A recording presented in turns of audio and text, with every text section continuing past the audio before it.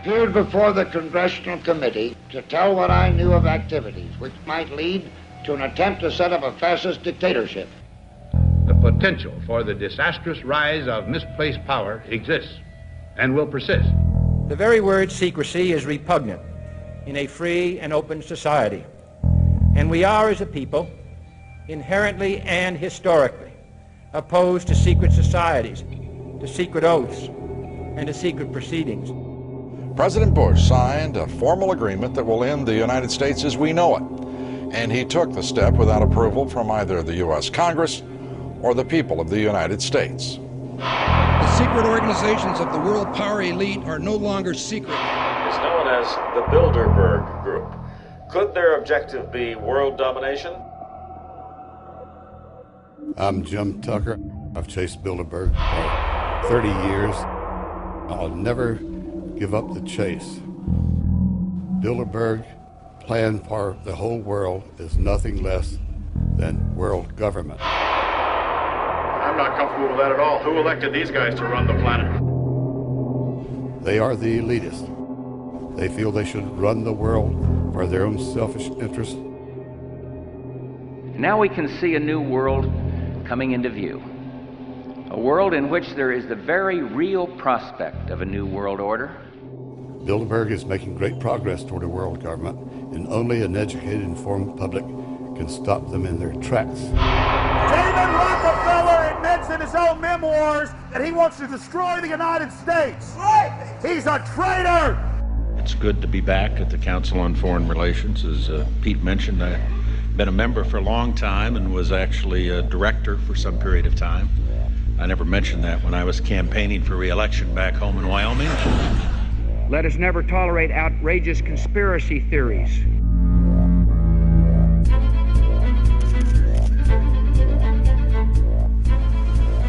I need you to move off the property, please. Some shots were fired.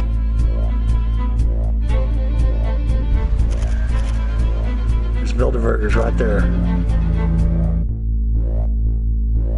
The Trans-Texas Corridor is a vital part because we stop it here in Texas. We stop the New World Order right here in Texas. This thing started here. And to save this country, we kill this damn thing here.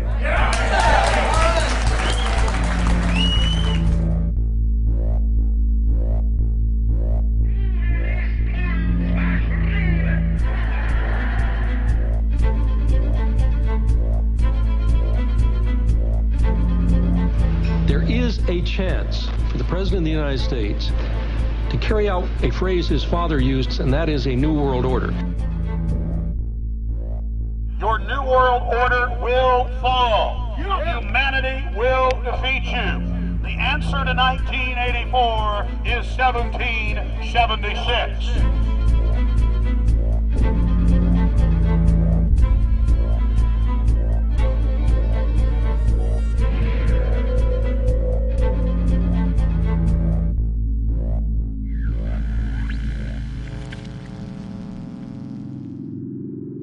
In the near future, Earth is dominated by a powerful world government. Once free nations are slaves to the will of a tiny elite. The dawn of a new dark age is upon mankind. Countries are a thing of the past. Every form of independence is under attack, with the family and even the individual itself nearing extinction. Close to 80% of the Earth's population has been eliminated. The remnants of a once free humanity are forced to live within highly controlled, compact, prison-like cities. Travel is highly restricted. Superhighways connect the megacities and keep the population from entering into unauthorized zones. No human activity is private. AI supercomputers chronicle and categorize every action. A prison planet dominated by a ruthless gang of control freaks, whose power can never be challenged. This is the vision of the global elite, their goal. A program of total dehumanization, where the science of tyranny is law. A worldwide control grid, designed to ensure the overlord's monopoly of power forever. Our species will be condemned to this nightmare future unless the masses are awakened to the New World Order master plan and mobilized to defeat it. Erected by a secretive group, the Georgia Guidestones are a testament to the elite's plan for a world religion, global laws, with a global court and army to enforce it. And set in stone, it is written that the population never rise above 500 million.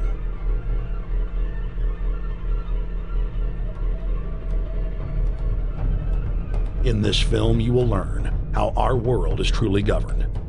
You will see how highly secretive roundtable groups interlock to form a global intelligence network. This group has been steering planetary affairs for hundreds of years. Now, in the final stage, they prepare for open world government. A goal tyrants throughout history have lusted after. Dr. Michael Kaufman is a published ecologist specializing in ecosystem research, forest ecology, and ecosystem classification. Dr. Kaufman played a key role in blocking the ratification of the Convention on Biological Diversity in the U.S. Senate. The concept of a New World Order has been around for centuries. It's been receiving tremendous play over the last half of the 20th century. George Bush, the first senior president, George Bush, used it a lot in his speeches and really implies that he really wants to see a order in which we have a universal or a global type of governance in which every human being on planet Earth is ultimately responsible to policies that are being formulated at the international level. It is a big idea, a new world order.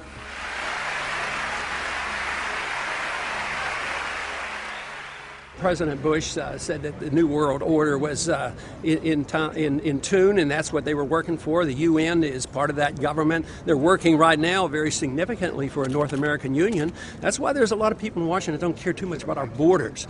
They have a philosophical belief that national sovereignty is not important. It's also the reason I have made very strong suggestion that we need not be in the United Nations for our national security.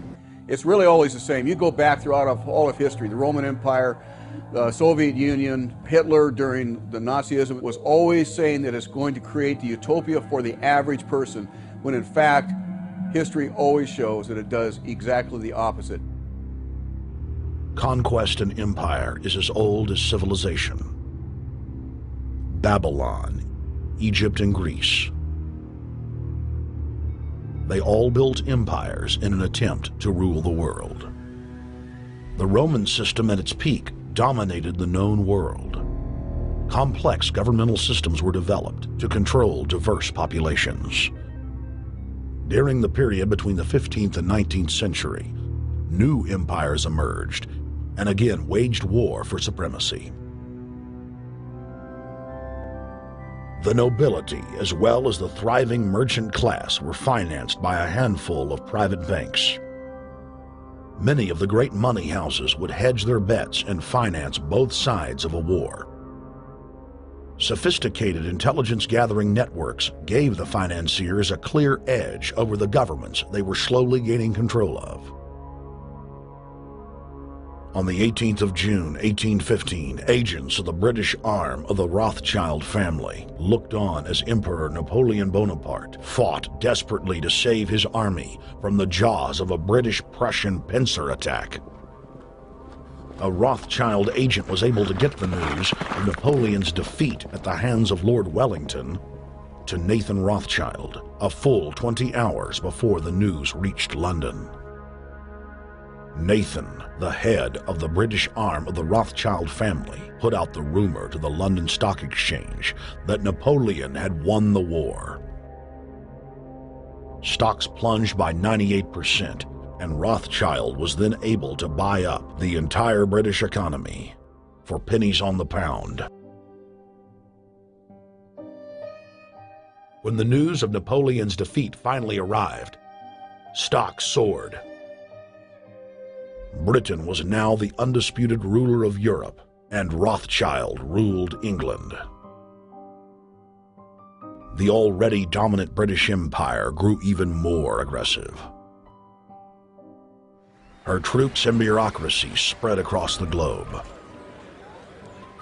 the sun never set on Britannia's holdings. The banking cartel funded, in fact, since about 1800, they have funded both sides of almost every war. And of course, they're getting the interest off of the loans that they've given the various governments and the wars that they have actually helped stimulate and create. By 1900, Germany was a rising force and a leader of the Industrial Revolution. World War I, for instance, there was absolutely no reason to have World War I, except that it was an ideal opportunity for the banking cartel to make a pile of money by funding both sides of that particular war. On June 28, 1914, the heir to the Austrian-Hungarian throne, Archduke Franz Ferdinand, was assassinated while traveling in a motorcade.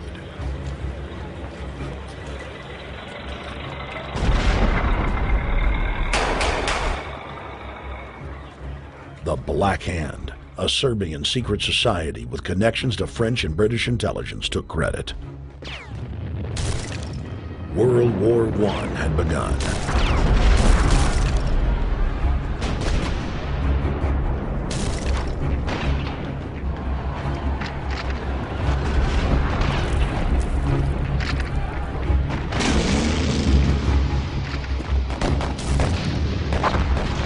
Armaments companies financed by Rothschild-controlled banks in Germany, France, England, and Austria bankrolled all the factions.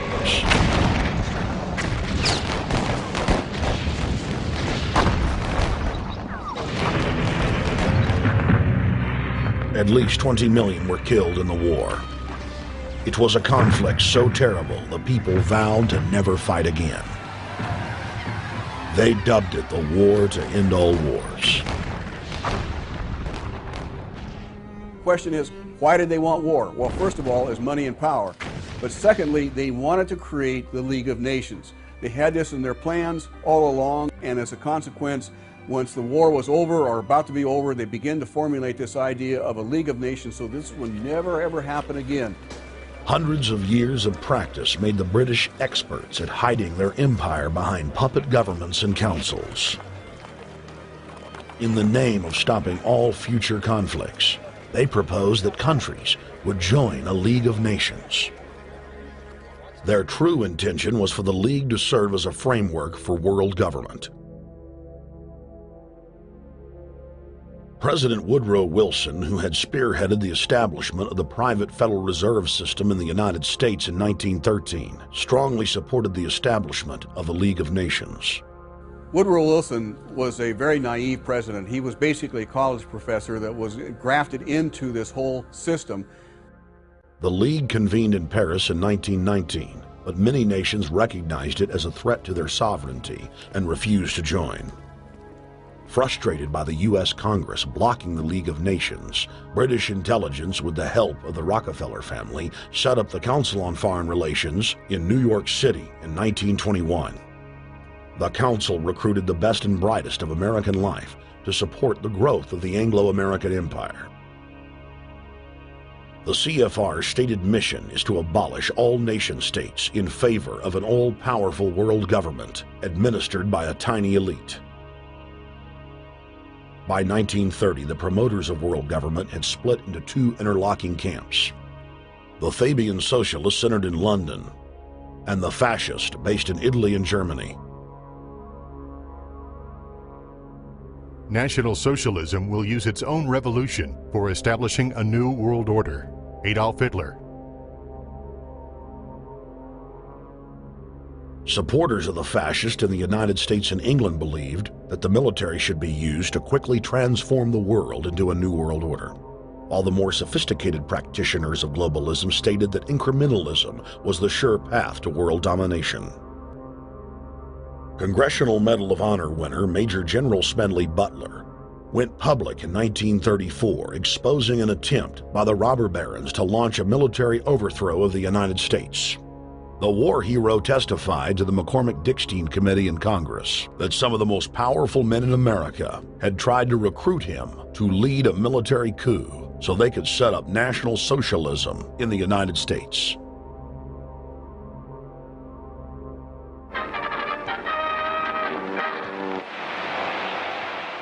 I appeared before the Congressional Committee the highest representation of the American people under subpoena to tell what I knew of activities which I believe might lead to an attempt to set up a fascist dictatorship. I was supposed to lead an organization of 500,000 men, which would be able to take over the functions of government. The fascist had also made deep inroads in England. Edward VIII, King of England, was forced to abdicate the throne because of his public support for Hitler. Dass es sich dabei nicht nur das negative Problem der Bekämpfung dieser Lehre und ihrer Organisation handelt, sondern die Durchführung der positiven Aufgabe der Gewinnung des deutschen Arbeiters für den nationalen Staat.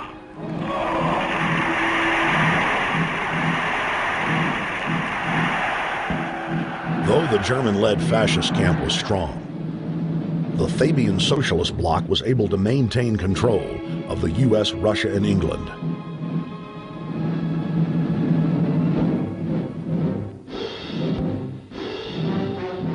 In the build-up to World War II, and during the conflict, the bankers again financed both sides, just as they had done with Napoleon.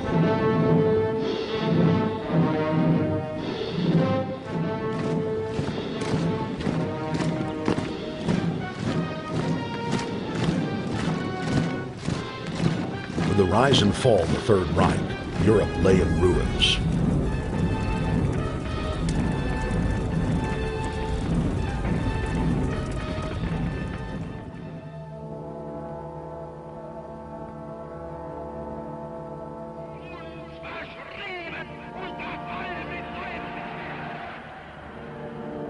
Once again, the elite claimed that only global governance could save humanity from certain destruction.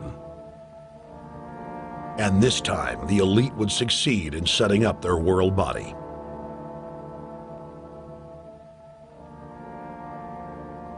In April of 1945, at the Presidio Naval Base in San Francisco, the United Nations was founded by the victors of World War II. The United Nations complex was then built in New York City on land donated by John D. Rockefeller. Shortly after the elite established the United Nations as their base in the United States, the newly formed World Council quickly began work on the next phase in their plan, the incremental formation of continental superstates. The first step in their trilateral plan was the creation of the European Union. Unifying Europe had been tried many times and was extremely unpopular. Where Napoleon and Hitler had failed to accomplish their goals using force, the globalists would succeed using stealth. The British spearheaded the formation of the Council of Europe on May 5, 1949. The Treaty of London claimed to only establish trade ties between European nations, like NAFTA or GATT in North America. Its true intention was the formation of a European superstate.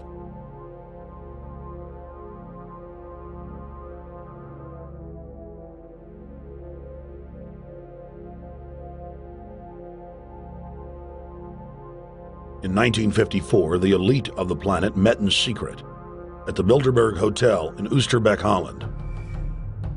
The Bilderberg Group would later admit that their mission was the formation of the EU. Once the EU was established, under the guise of trade deals, a North American Union and Asian Union would be formed. The three interlocking superstates formed the core of the global government, while the United Nations would serve as a world regulatory and enforcement body over the Third World subregions. The Bilderberg Group consists of the heads of all of the managing roundtable groups that steer individual countries. Picture the elite power structure of the world as a giant pyramid, with only the elite of the elite at the tip top of the capstone. The group has been so secretive that until the mid-1980s, the controlled corporate media denied its existence. Into the late 1990s, coverage only consisted of rare one-line mentions.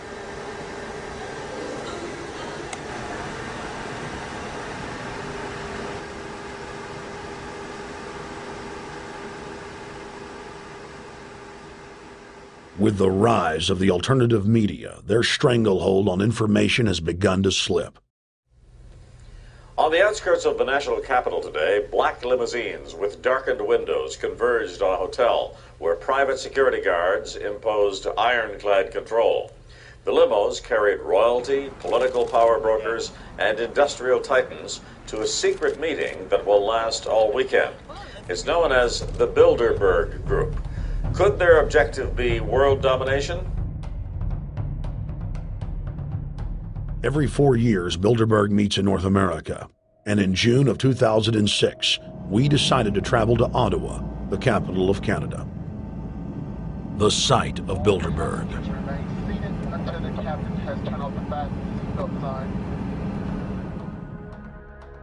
In Bilderberg's long history, many reporters attempting to cover the group have been harassed, detained, and even jailed. I jokingly reassured my cameramen that the horror stories we'd read about were probably exaggerated. I was wrong. We know reporters get detained at airports, people aren't let in. We know people get sent to the jailhouse for 3 or 4 hours. It happens every time. Well, it happened to Alex Jones this time. They admitted Bilderberg that they've had pressure put on them by the government to heighten security, and that's why all this happened. Yes, I was told that by 2 separate people. They scoured our records for hours yesterday and hours today, trying to find something on us, and of course there was nothing. It was just scary. I mean, I've been all over the world, and I've never seen anything like this. It was like hours of humiliation. And they said, "What are you here for?" And I said, "Well, I'm here to, cover the media, covering a political event. I hope to talk to some members of Parliament." I was answering all the questions. It was clear I wasn't a threat. It was clear I didn't have any criminal record. It was clear I was press. It was clear I was coming to interview people. They were going to deny me. They told me earlier that I was probably going to be denied, and then you guys showed up, and everything changed. So what's your plan now? My plan is to go out and try to interview Jim Tucker, to try to go down to the Bilderberg Group and maybe catch some of them still arriving, and try to still make a documentary.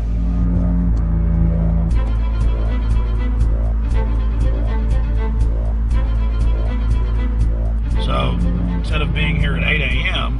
in the morning when the Bilderberg Group attendees, the 100 elite of the planet, start showing up, we're going to be getting here about 3:30 or so, and we'll see if we can catch any of the elites coming in.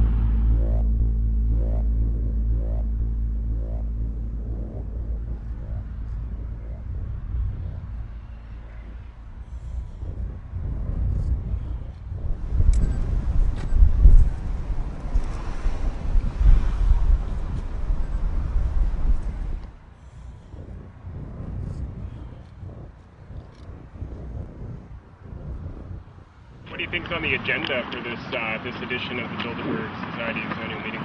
They're debating the attack on Iran. They're talking about how to take out Hugo Chavez. They're talking about how to get their American Union in that destroys Canadian, U.S., and Mexican sovereignty. So we're talking about the death of Canada is what's happening in there right now. The death of your sovereignty is happening in there right now. CNN has even reported that these individuals have put out the policy reports through the Council on Foreign Relations that writes their scholarly white papers to end the United States, to end Canada, and to end Mexico. About 10 have come in. They've been coming in slowly in typically big black cars with what appears to be bulletproof glass, and we've got a few pictures of some of the people. We're being kept well back from the building by an awful lot of security people, but there'll be more security as this thing develops. Again, just a reminder to stay off the property, okay? I am. This is the line. We checked with the city. Thank you. Yeah. Okay. The ex-president of Ireland? Maybe? Okay, Danny will know.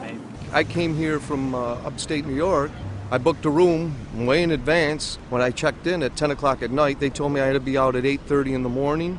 And so, of course, I complied to what they wanted. I wasn't happy about it because I had been tired. I drove quite a long way. Then I went down to have something to eat, and I just saw a bunch of security here, and I was wondering what was going on, and I asked questions, and they said they were having a wedding or they were having some sort of reception.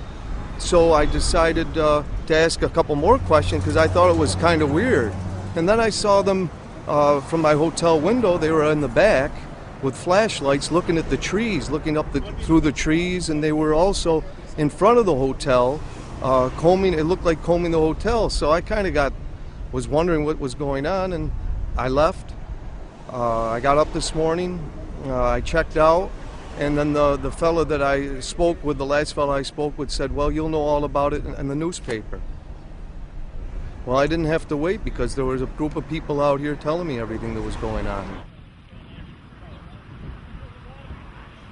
They're not fooling anybody any longer when you've got this many cops, you know, and detaining Alex Jones at the border.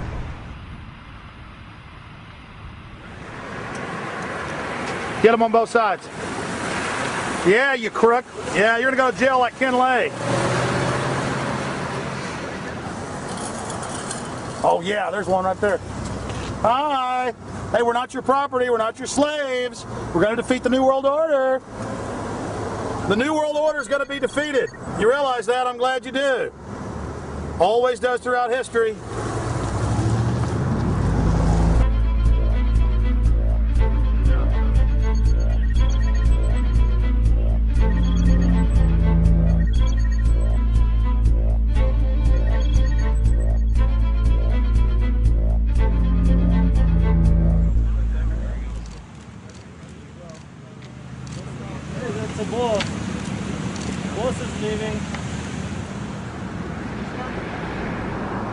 Etienne Davignon is the honorary chairman of the Bilderberg Group, as well as the head of its steering committee. The committee he heads selects and invites each year's attendees. In the last decade, the list of attendees has been leaked to reporters by moles on the inside. Veteran newspaper reporter Jim Tucker has been covering the Bilderberg meetings for over 30 years and has physically attended more than 20. We traveled back to our hotel to see if Jim Tucker received the 2006 list. First heard about Bilderberg in 1975, and I said, I don't believe it. That's not possible. Who in hell's Bilderberg? I spent 20 happy years with metropolitan newspapers. All the wires are clicking at my ear. That could not happen without me knowing about it. And the thing that first impressed me most was columns in 1957 by the late, great Westbrook Pegler, widely syndicated columnist. He wrote 2 lengthy columns about how approximately 100 leaders of international finance, heads of state, high public officials were meeting behind armed guards and closed doors on Jekyll Island, sealed off. What are these powerful internationalists doing? And why is it so secret? Why do they have armed guards outside? Why is it sealed off? The newspapers totally ignore it. Not a word. Total blackout in the United States. Since then, I've never stopped pursuing Bilderberg or the whole international gangster organization led by Rockefellers and Rothschilds, as they manipulate the world for their own selfish interest.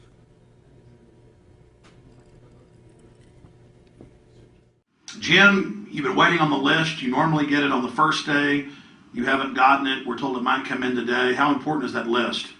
It's absolutely essential, although identifying people outside, as we always do, is important too, to find out who is not on their own list.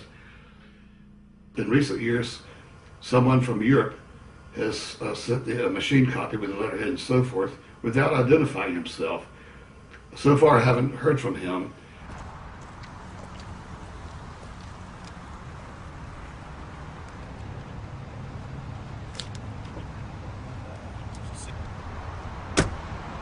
Well, Bilderberg assumed that name in 1954 at their first meeting as Bilderberg at the Bilderberg Hotel. It's a little bit like Shakespeare's As You Like It. They say to Shakespeare, what do you want to call this book? And he says, As You Like It, meaning whatever you want to call it. And they thought it was dictation, so one of his plays is called As You Like It, and the title has nothing to do with the play. So that's how the Bilderberg came by their name. Now, they had been meeting for half a century. The moneyed class had been meeting But they decide they have to meet systematically every year, well planned in advance, in addition to maybe other smaller meetings throughout the year. Sure this is the right turn, Jim? No. Let's see if you can start.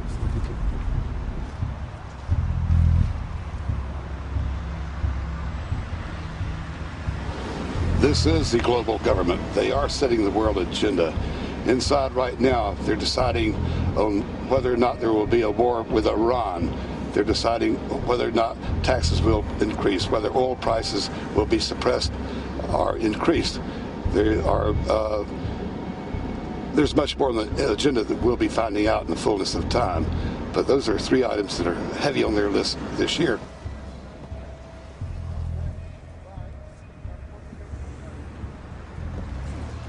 This is Jim Tucker, ladies and gentlemen.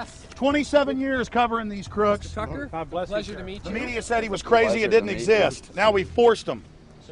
120 of the world's most powerful men, heads of state from Europe, high officials, United States government, Treasury, White House, state, defense. They're setting the world agenda now. The reason they want secrecy is because they're doing evil. Evil is done under the cover of darkness. Good works are done in the sunshine.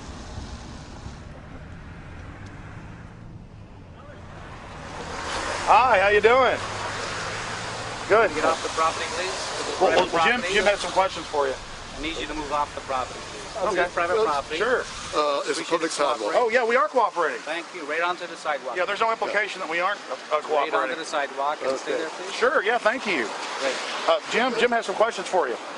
Again, I need you to stay right on the sidewalk. Yeah. Thank you very much. We actually checked with the city. The property line's actually right here. Also, That's good. Property line's actually right here.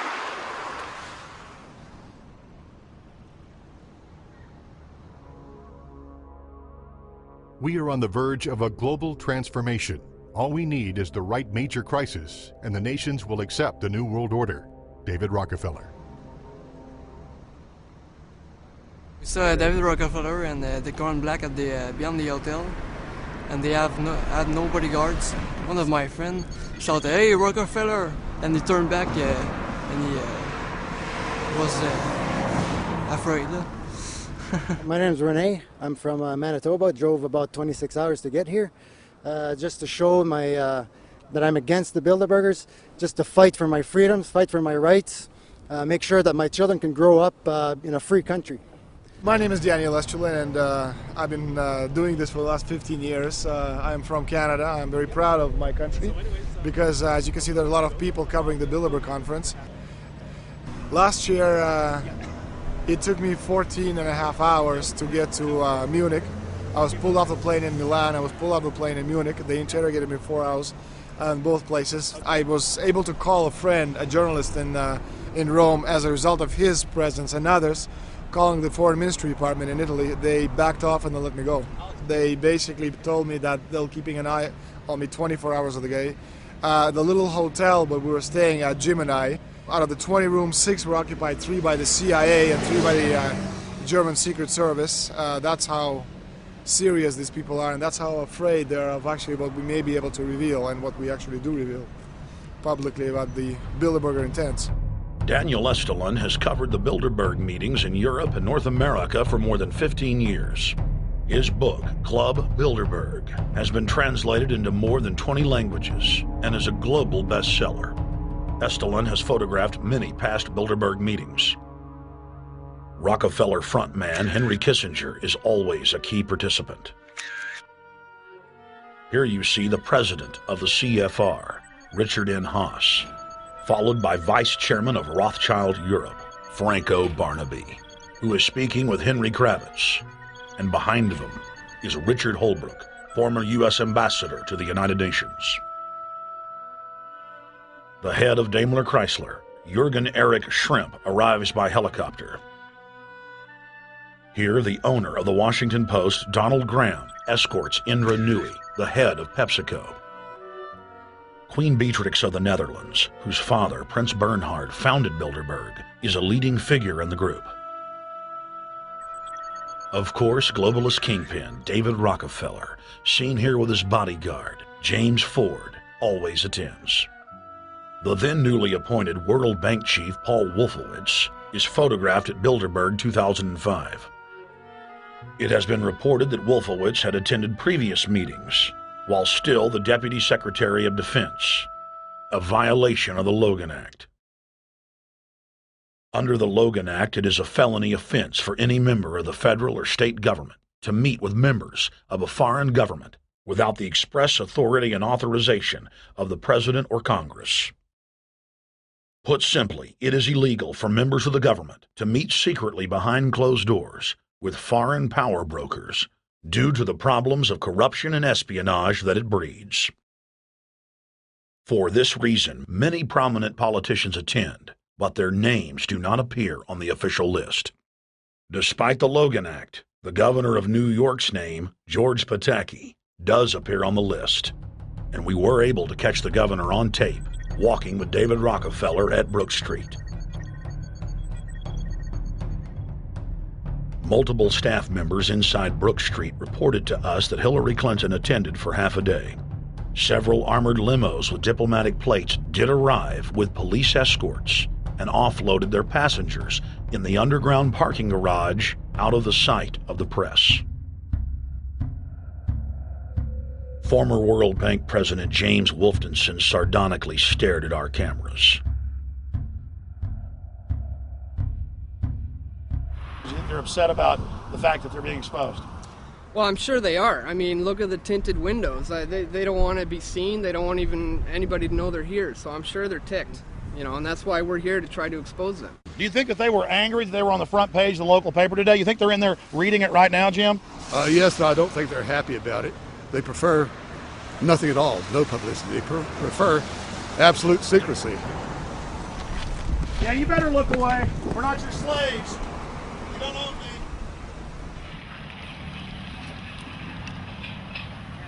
Did you get a list of the attendees and everything? Or no? No, I've asked for one under a slight variation of my name, and I don't know if I'll get it or not. Also, it could happen today. For the last 3 years, I get back to the hotel. And there's a copy there waiting for you.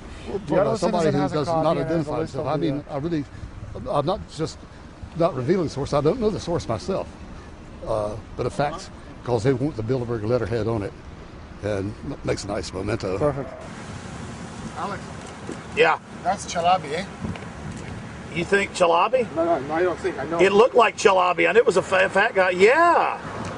That was Ahmed Chalabi? Yeah. Oh my God, then they're really going to attack Iran.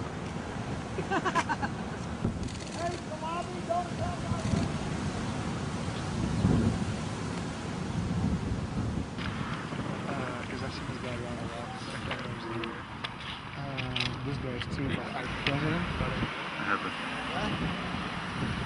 It's Scandinavia. Adrian Woolwich. Over the last couple of years, they've been reeling with the amount of leakage that they've been experiencing, so it's getting harder and harder. But again, it will never get too hard for us because of the sources that we have inside are top-notch sources.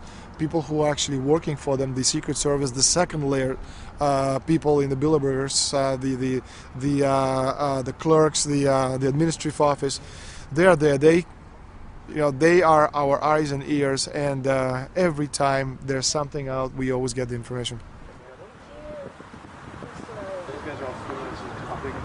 That's Francisco Pinto Balsamao. I think that's the Queen. It's the Queen. Oh my God, you can't kiss her here. You see her? Yes. Oh my God. Queen of Holland.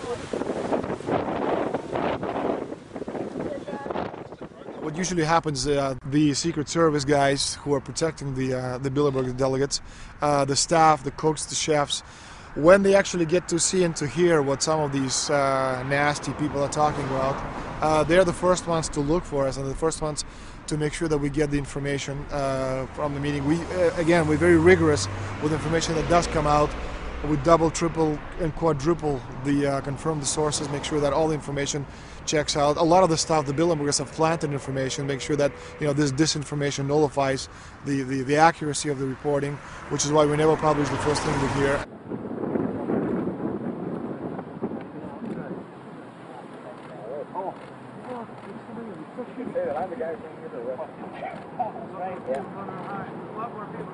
That looks like Rockefeller. The decisions that these people take, again, they're not only decisions that affect business community, they affect politics, business, environment, across the entire spectrum. And these decisions are made and taken by a very elite group of people behind closed doors this year at the Brook Street Hotel.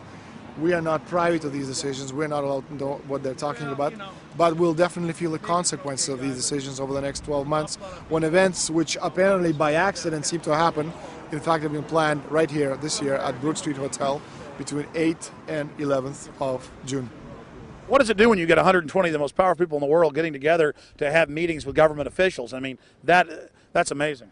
Well, it is what I mean is that they're planning the corporate agenda. They're not planning the democratic human journey agenda, in my opinion. Mussolini had a definition, is when the interests of the corporation take completely over from all other interests, and that's fascism. He said it should probably be called corporatism. Well, call it corporatism, call it fascism, call it neo-lib, neo-con. There's a whole variety of political words, depending on which side of the stripe you come from, to start with, which describes the thing. But what they are describing is the complete end of democracy, the end of what matters to people, the end of what happens to the human journey. And for that reason, I think this is revolting. Ladies and gentlemen, we're here in Canada today to stand up against the Bilderberg Group that is attempting to get rid of the sovereignty of the United States. The truth of your world government has now been exposed. We know you are ruthless. We know you are evil. To David Rockefeller, to the Rothschild representatives here, to the Queen of the Netherlands, to all of you, we tell you, you are not our queens. You are not our kings. You are not our gods. We do not belong to you. We are not your slaves. We stand as free humans, have stood since the beginning of time against the strong men, against the thugs, against the bullies. We will defeat your world government. We will defeat world taxation. We will defeat your control grid. God is on our side. I stand before the creator of the universe, and I ask the creator of the universe, as our founding fathers did in 1776, to lead, guide, and direct us, and to give us the power and the foresight and the understanding and the will to stand against your entire agenda, including your final plan of world population reduction of 80% that Henry Kissinger penned in 1973. Why do you put mercury in the vaccines, stannous-sodium fluoride in the water? Why? Why do you put cancer viruses in the vaccines? Why have you used depleted uranium now in 4 separate nations? You're arrogant. You have the sickness that elites have had throughout history in their literal and, in some cases, figurative ivory towers. You believe that you're invincible. You will and you are failing now. Your New World Order will fall. Humanity will defeat you. The answer to 1984 is 1776.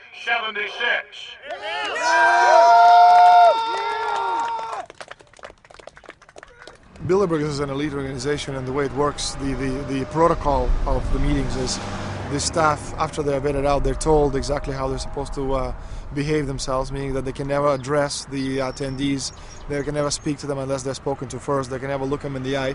They have to approach them from the right side, the people who are right-handed, and from the left side, the people who are left-handed. They can never look them straight on. And needless to say, all the information that is being spoken during the conferences is under no circumstances allowed to come out. That's what they're told. They're threatened with not being able to find another job anywhere in the sector if they reveal any information to the press.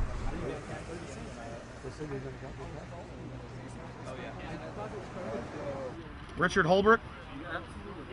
Ambassador Richard Holbrooke thought the peasantry wouldn't recognize him if he took a stroll off the grounds of Brook Street.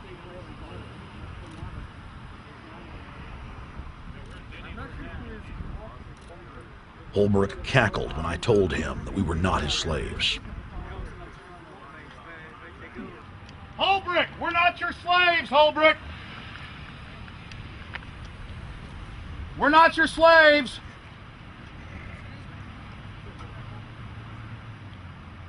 Holbrooke, we don't belong to you. We're not your property. Get back on the sidewalk. We're free humanity! Yeah, there he goes. Howard. They love it.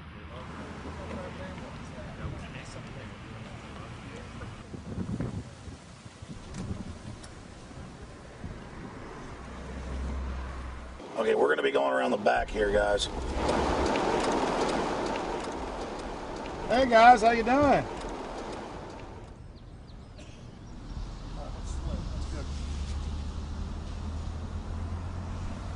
There are several rings of security service. The American delegation at every Bilderberg meeting is usually protected by the CIA and a special division of the US Army. The British delegation is protected by the MI6. Israelis usually are protected by the Mossad. The Ottawa police, in this case, working for the security, they have very little, actually they don't have any information at all on what the meeting is about. They don't know who the Bilderbergs are. Then there is an elite private firm protecting the perimeter, doing all the dirty work, such as shooing all the photographers and bothering the protesters. But, you know, that's like piddly stuff. All the heavy stuff is done by the security service, such as the CIA, MI6. Some years ago, my legs were a little bit stronger than they are now, and I'd crept over a fence under cover of darkness and approached. The cops started yelling and pointing at me, so I ran with speed I didn't know I still had, and some shots were fired, but they were far above my head. I mean, they were intimidating, but they were not really trying to kill me. Not when sharpshooters are fired far above, 20 feet above your head. Bilderberg was founded by David Rockefeller and the Rothschilds of Britain and Europe. They're still the main powers. Baron Evelyn D. Rothschild, a male, attended for many years. Rothschild is still represented. You'll see them on the list of participants. Somebody representing the Rothschild group. They are the main powers behind Bilderberg. The Dutch World Shell is part of the Queen's fortune. Of course, the Rockefellers have always had heavy oil interests. That was the original source of their old money from the old man. Jim just got the official Bilderberg letterhead list from his mole inside the Bilderberg group. Let's go look at it. Wall Street Journal.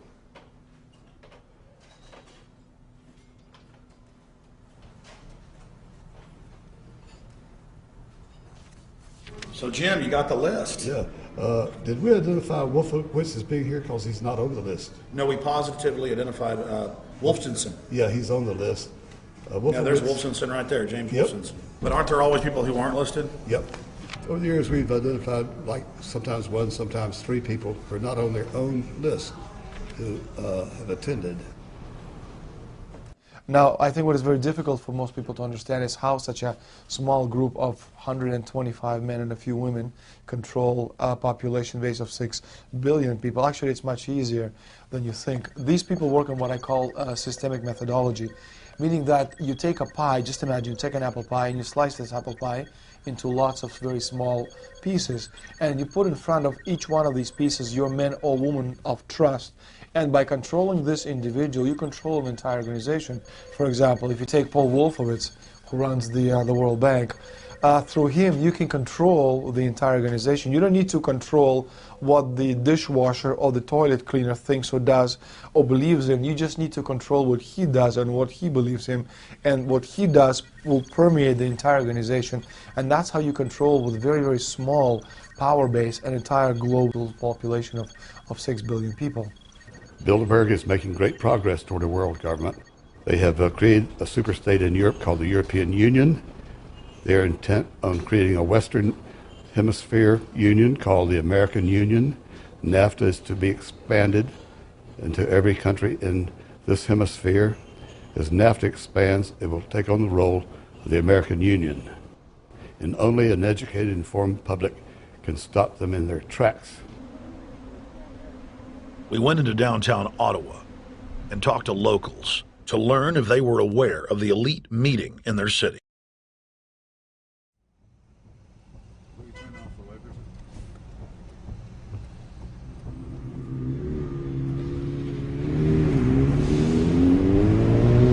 Hey guys, attention just for a second. I just need to tell you that a group just met here in Canada and they're trying to get rid of your sovereignty, merging you with the U.S. and Mexico. See, it's not funny, I'm serious. And your news isn't going to tell you about this. This is deadly serious, so I'm just letting you know and I'm telling you about it. As they say, they are the guys that run the world. They make the decisions for and we just carry it out. Sir, did you hear about the Bilderberg Group meeting here in town, the 120 most elite people in the world? No. Hey, did you know that the elite's meeting here in town right now? Have you heard about it?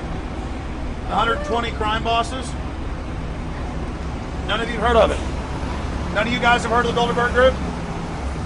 They're meeting right now. In the city, around 10% of the people were aware of the New World Order agenda. When we traveled to Parliament, close to half of the people we randomly spoke to were informed.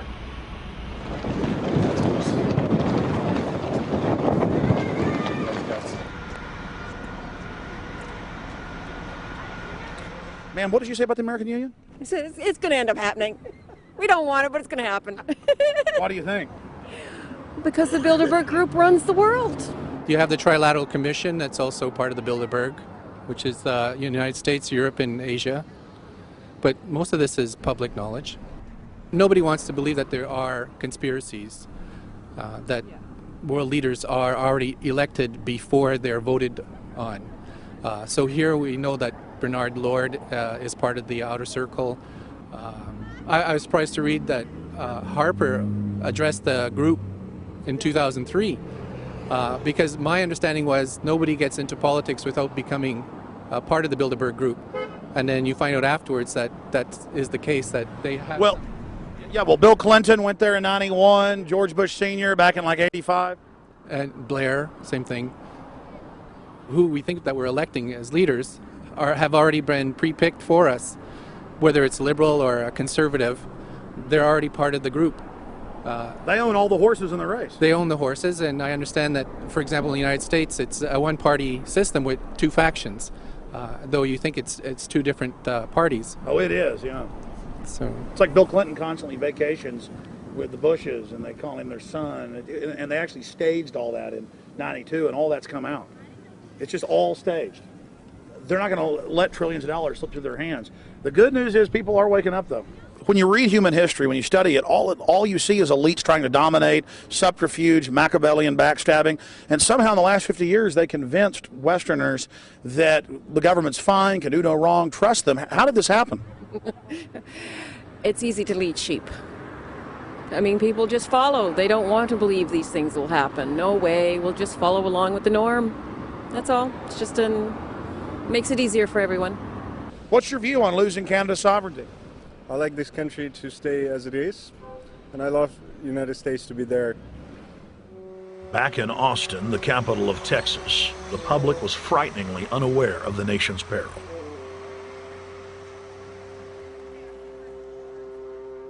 Have you heard about the North American Union? Not really, no. I don't watch TV. No, I haven't. Interesting. I was not aware of that. I don't know exactly what you mean, so... I don't think there's going to be a merger of the three nations. No, I have not. No. No, I didn't know this was happening, so... Yes, I have. Oh, you have heard about it? Yes. After that big rally the other day, don't know about it? I don't know about anything. No, I have not. Have you heard of the European Union? I have, yes. Are you aware of the European Union? Oh, yeah, of course. Have you heard about the European Union? Heard about them. Do you know about the European Union? No. Europe, 15-member group expanding? A what? 15 nations of Europe merging in 2000. Whatever. For over 50 years, the Bilderberg Group constructed the European Union by stealth under the guise of trade deals. Now the elite are using the same secretive program to complete the North American Union. But this time, superstate integration is on the extreme fast track. International agreements like NAFTA, GATT, and APEC were just stepping stones in the formation of the NAU.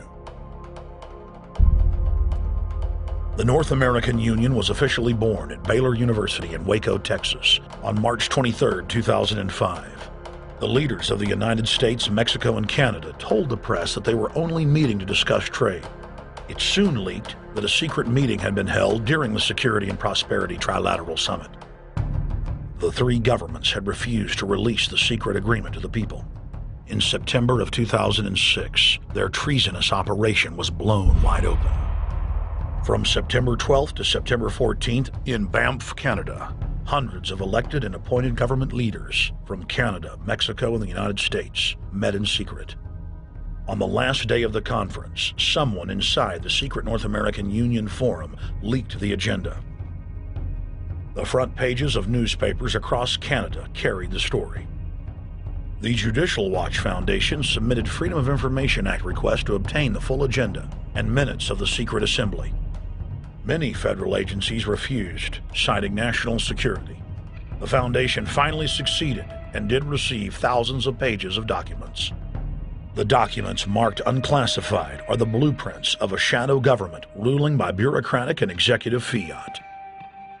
The pages chronicle an already operating North American Union. Transportation, law enforcement, agriculture, regulation, banking, manufacturing, construction, education, immigration, and even the military are being merged with no input from the people or their elected representatives in Congress and Parliament. One of the first items on their agenda was to stress how important it was that their plan, quote, be carried out by stealth. The controllers also talked about exploiting the public's fears of climate change to push a continent-wide tax to fund the new government. Globalist tool Robert Pastor is incessantly paraded on the world stage as the man behind the North American merger. When he testified before Congress, he pushed the idea of a continental security perimeter that erases national boundaries and merges the security apparatus. The best way to secure the United States today is not at our two borders with Mexico and Canada, but at the borders of North America as a whole. In fact, the North American Command, based in Colorado Springs, Colorado, was clearly running the meeting in Canada. For the past decade, the Pentagon has been training with Mexican and Canadian forces and has openly discussed using them inside the United States for disasters and to quell domestic unrest. There are already over 100,000 non-U.S. citizens serving in the U.S. Armed Forces. The Pentagon is now expanding its recruiting centers in Mexico, the Philippines, and Eastern Europe. Big city police departments nationwide are lobbying to change laws so they can recruit non-citizens to join the police force. What we are witnessing is a Red Dawn scenario in slow motion. Tyrants throughout history have brought in foreigners to oppress their domestic populations.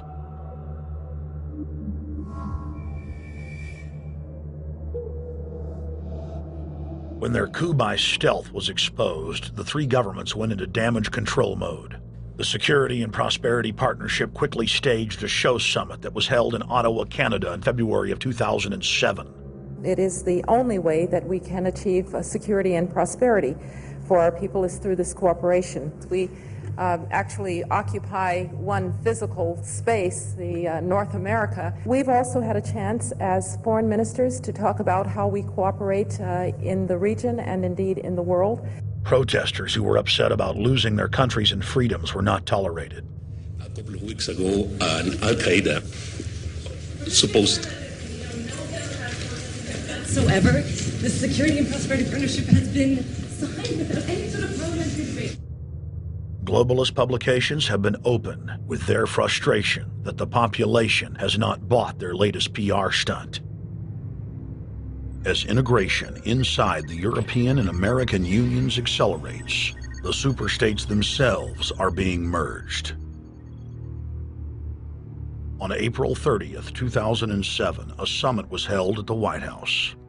The Security and Prosperity Partnership's secretive approach had alarmed the public.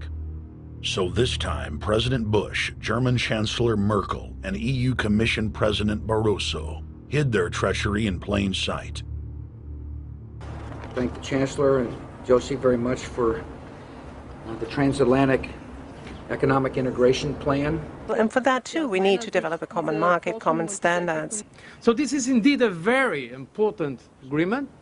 An agreement that also brings with it a transatlantic economic council to be a permanent body with senior people on both sides of the Atlantic that will look at all those issues in a concrete manner, in which way we can make it move forward. The BBC reported that the US and EU had agreed on a single market. By announcing a new economic community integration, they were simply repeating what had been done in America and the EU on a larger scale. The accord states that the two blocs will aggressively push regulatory convergence in more than 35 areas, from financial services, intellectual property, military, education, mergers and acquisitions. They also agreed to jointly push a global carbon tax. We recognize that we have a problem with greenhouse gases. We agree there is a global threat, it's a serious threat. We agree there is the need to establish a limit to greenhouse gases. We need to discuss the possible pricing of CO2. How can we translate this into a market economic compatible scheme? We have agreed to establish a high-level group, a forum. This EU-US result is translated into the G8, debated together with the outreach countries, China, South Africa, Brazil, among others, and India. A global solution to a global problem. If Bilderberg succeeds, America falls. All the victimized countries lose their sovereignty. Bilderberg is not a person, it's not an idea, it's an ideal, a very powerful group of people working together and from the positions of ultimate and absolute power, destroying every constitution on earth, no matter how powerful the constitution of the nation is. That's what these people do. The African Union arose out of the African Economic Community, set up in the early 1980s. The African Union is financed by a consortium of international bodies, governments, and corporations. The African Union Army serves as an enforcement arm for the New World Order's exploitation of Africa. In Asia, APEC and ASEAN have announced plans to form the Asian Union, consisting of Asian and Pacific nations, having more than 3 billion people within its borders. APEC will become the Asian Pacific Union, and the world is to be divided into 3 great regions for the administrative convenience of the world government in which the UN is to evolve. As the unions form individually, they are simultaneously merged to form the first planetary government. They're trying to destroy every nation on earth which is trying to promote progress, because these people basically they are landowners. They don't need progress because they control the land. If you take the most powerful man in London, the people who belong to the Council and the Committee of 300, who belong to the Bilderbergers, the British royalty, the Guelphs, the black nobility of Venice and Genoa, these people they're landowners. The New World Order is the Old World Order. I mean, it's just the names have changed, the appearances have changed, but the concept hasn't changed. The idea is still to bring the men back, kicking and screaming back to the Middle Ages, post-industrial age world order. One of the things that is very shocking to most Americans is the fact that the United Nations Global Biodiversity Assessment, which came out in 1995, clearly shows that in order to protect planet Earth, we have to go back to a feudal system. They actually said that in the document. To craft a modern feudal society, the globalists are implementing a standardized North American Union ID card to track, trace, and control their serfs as they travel throughout the 3 regions of the NAU. Building on the massive displacement of humanity caused by globalization, the New World Order is rapidly constructing the physical infrastructure of the North American Union, the NAFTA Superhighway Control Grid. I'm Arthur Peterson, Colonel retired in the Army. I see things today that are happening that would make my friend who died in World War II turned over in their grave. To think that people would even consider confiscating land of farmers and ranchers and taking their homes away from them to turn it over to a foreign company in Spain, which was controlled by Don Carlos, understand, a notorious socialist, and they get the tolls on Texas land for 50 years. The proposed Trans-Texas corridor would be a patchwork of superhighways and railroads stretching 4,000 miles from the border of Mexico, cutting through Texas to Oklahoma. A lease has been signed that would make Texas Highway 121 a toll road. A private Spanish company won the bid to build and collect the tolls for the next 50 years. These deals with private companies are being negotiated largely in secret, and many state lawmakers are worried taxpayers are being sold down the road. Critics say it's a threat to our national security. It's part of a plan for a North American integration being carried out by government and corporate elites without congressional or voter approval.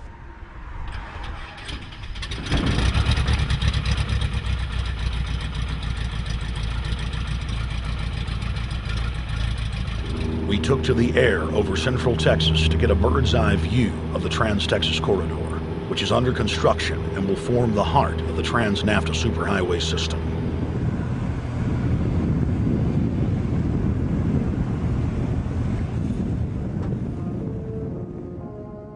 History repeats itself. 2,000 years ago, all roads led to Rome. Rome constructed and maintained more than 10,000 miles of roads throughout its empire. The roads were used to project Roman military power, to control commerce, and to bind the nations and peoples they ruled. Rome also demanded tribute. Roman subjects from Albion to Judea were forced to pay a tax to use the roads. The Romans would then use the tax to dominate their subjects. Today's superhighways are a powerful tool in the globalist arsenal. They are instrumental in tearing down national borders and merging nation-states into larger confederations. Foreign governments and corporations are predatorily seizing infrastructure across North America, but nowhere has their attack been greater than in Texas. Texas is the front line. Over 8,000 miles of existing roads and land are being handed over to government-backed foreign companies. Foreign companies buy the legislators, who then turn over complete control to the same foreigners who finance their campaigns. Government power is then illegally transferred to unelected quasi-governmental regional boards that circumvent local governments and the will of the people. The next stage of this world government plan is to have a transportation control, and that is called the NAFTA superhighway, or in Texas called the Trans-Texas Corridor. It confiscates 584,000 acres of land to be transferred into control of a Spanish company which will collect tolls in Texas for the next 50 years, and there's no limit in the amount of tolls that can be collected. More than 80 federal and state highways have been designated as international arteries. The I-35 NAFTA corridor starts deep inside Mexico and travels through the middle of the United States and ends in central Canada. Container ships from Asia dump their cargo on the Pacific side of Mexico. It then travels duty-free by rail to the new Kansas City inland port, now considered sovereign soil of Mexico, in the heart of the United States. Under international agreements, predominantly foreign companies are placing tolls on already existing paid-for roads. Federal, state, and corporate documents show that they will then use the revenue raised to build up the transportation infrastructure of Mexico, not the United States or Canada, so foreign-made products can pour in even faster from Mexico. Revenues raised will also be used to fund the fledgling North American Union and its growing bureaucracy. Bottom line, they're using our own money to enslave us. First of all, they're proposing a North American tribunal, which would be similar to what we have in Chapter 11 of the NAFTA agreement, which is trumped by international law. The U.S. Supreme Court and our Constitution could potentially be rendered invalid, and what we would have is new North American business law that would trump what we have here in the United States. What is also interesting to note that the NAFTA headquarters is in Mexico and controls the United States trade and rules against the United States Congress, and no one seems to challenge it. it's very probable and probably inevitable that our right to bear arms would be challenged in a North American court. So this is just an example of what's happening and what's being proposed. We want to keep our trial by jury system. We want to keep our right to keep and bear arms. We want a system where we have a Supreme Court and not have a tribunal that will be superior to the Supreme Court. In 2005, Cintra, a Spanish-owned company, signed a secret agreement with the Texas Department of Transportation to erect toll roads on existing roads and to toll new roads that were completely paid for by tax dollars. There are people, believe it or not, in Texas who don't know what the Trans-Texas Corridor is. TTC 69, which they'll have the environmental hearing starting this spring on, runs through my part of the state. And there are people over there who have no idea what's fixing to come in their backyard. TxDOT, an unelected state agency, claimed that the agreement with the foreign company was even secret from the Texas legislature. When the truth came out, newspapers across the state called for heads to roll politically. Cintra's response was to have its Australian subsidiary make its first U.S. newspaper buy. Every newspaper they bought was along branches of the Trans-Texas Corridor and had been critical of the toll road plan. The cost of 40 or 50 newspapers is nothing compared to the profits that'll be made. Just Phase 1 alone of the state toll road plan is estimated to raise more than $200 billion in just the first 15 years. And Texas is only a small part of the global panorama. A combine of transnational companies is aggressively consolidating public finance infrastructure worldwide, and the same interests are erecting a world government according to their rules. A literal wonderland of corporate corruption, where governments simply act as vacuum cleaners, sucking up the wealth and resources of the middle class and transferring it to offshore bank accounts, leaving behind a cultural and economic wasteland of easily managed slaves. The whole purpose about the North American Free Trade Agreement is not about trade, it's about control. Control of people. CAFTA is even worse. Control of people. It's not about trade, it's subsidized trade with taxpayers' funds. This thing started here. And to save this country, we kill this damn thing here. To stop it here in Texas, we stop the new world order right here in Texas. Polls consistently show that over 90% of the people are against the NAFTA highway systems and its toll roads. As the people learned of the threat, they got angry and took action. Our ranch is part of the original Spanish land grant, and I would love to not have to give it back to Spain.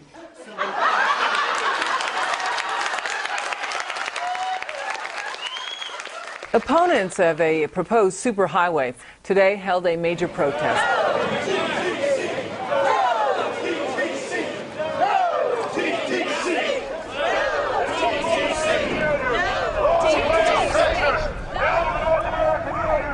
A majority of Texas counties have voted to resist the plan for a North American Union and have vowed to block the construction of its infrastructure.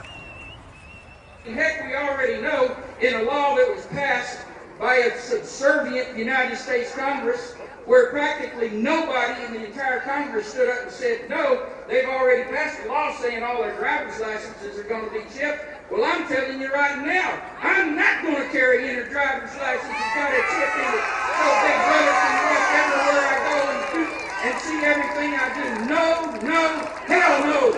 No, all of it. No, no. We, the people, own this plot of ground.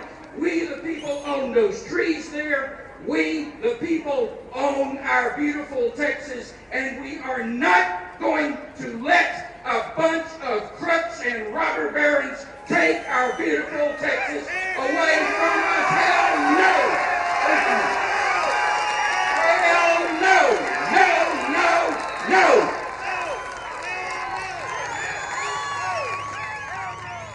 RFID tracker chips embedded in state inspection stickers and toll tags are already being used to track the population.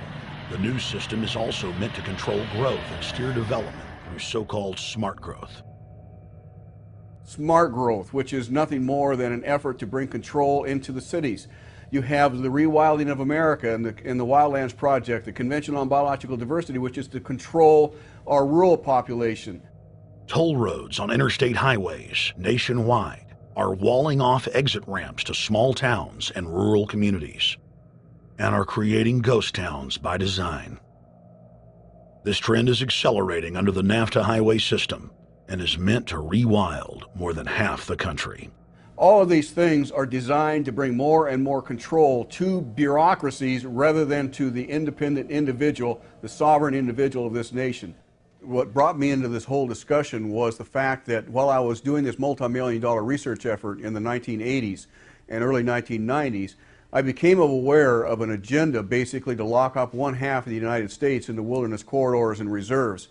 What's called the Wildlands Project, but it was also a key cornerstone of the United Nations Convention on Biological Diversity. It was during that study in which I began to realize that this was not an effort to protect the environment, but an effort to control you and I. They were dividing the United States up into little compartments in which they would rip out roads, which they would rip out whole communities and put them back in the wilderness.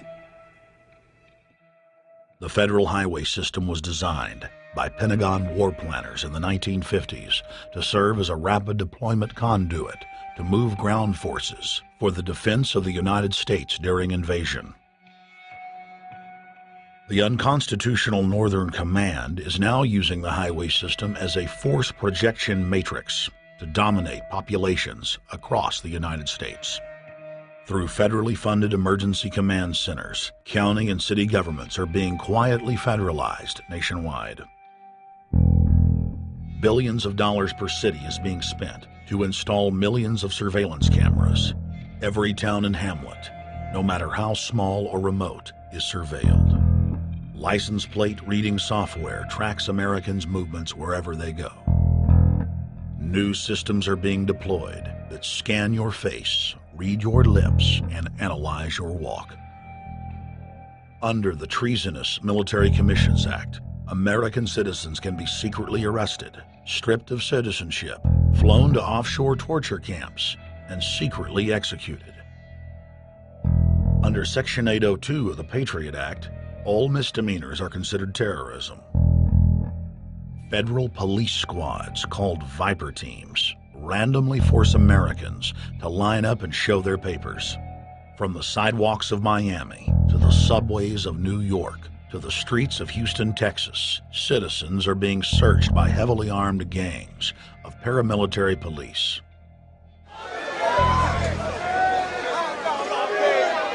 Where's the van? Are we even supposed to be coming in the street? Come on, guys, come in, come in.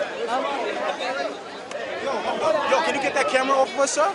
Sir, can you get that United States First Amendment? All right, but you can get that camera. I'm saying get the camera out of my face. That's what I'm saying. You're on the streets of New York. So what does that mean? I'm saying get that camera out of my face. That's what I'm saying. It's a free country. Fuck wrong with It's a free country. Get this damn camera out of my face. Hey, this isn't Nazi Germany. There's no camera in your face. God. Hey, move to Russia, okay? Yo, Sarge. We can have cameras on the streets. I said get it out of my face. Your guy starts cussing at us out of the blue. I said get it out of my face. That's what I'm saying. It was never in your face.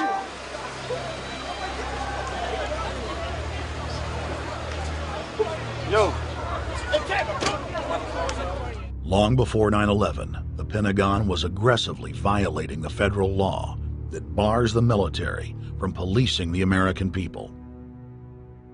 Coast to coast, for more than 2 decades, teams of troops would just appear out of nowhere and randomly stop cars and search pedestrians. The acclamation accelerated with regular Army searching bags at the Super Bowl and the Kentucky Derby, as well as other high-profile events. Then President Bush signed a Defense Authorization Act, which radically increased the funding for the already bloated shadow government.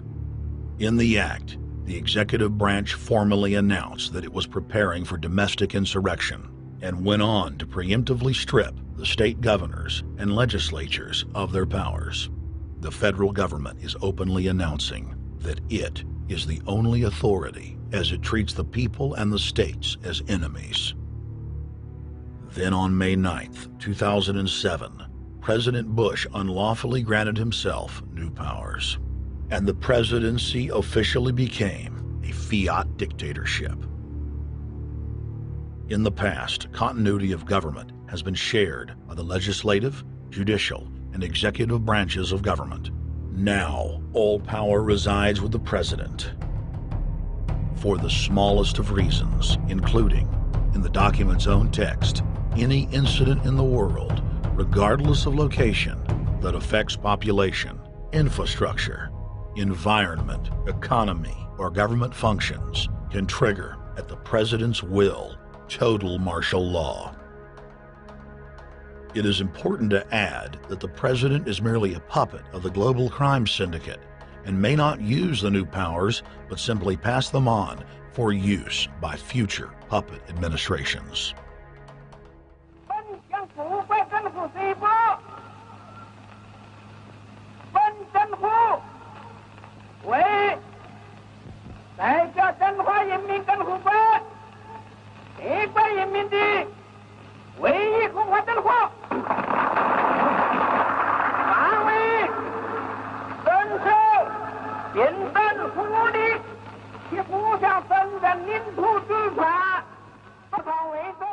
Приобретена эта победа. Не забывайте принесенных вами жертв. You must teach people to love their leader. This is the only most important.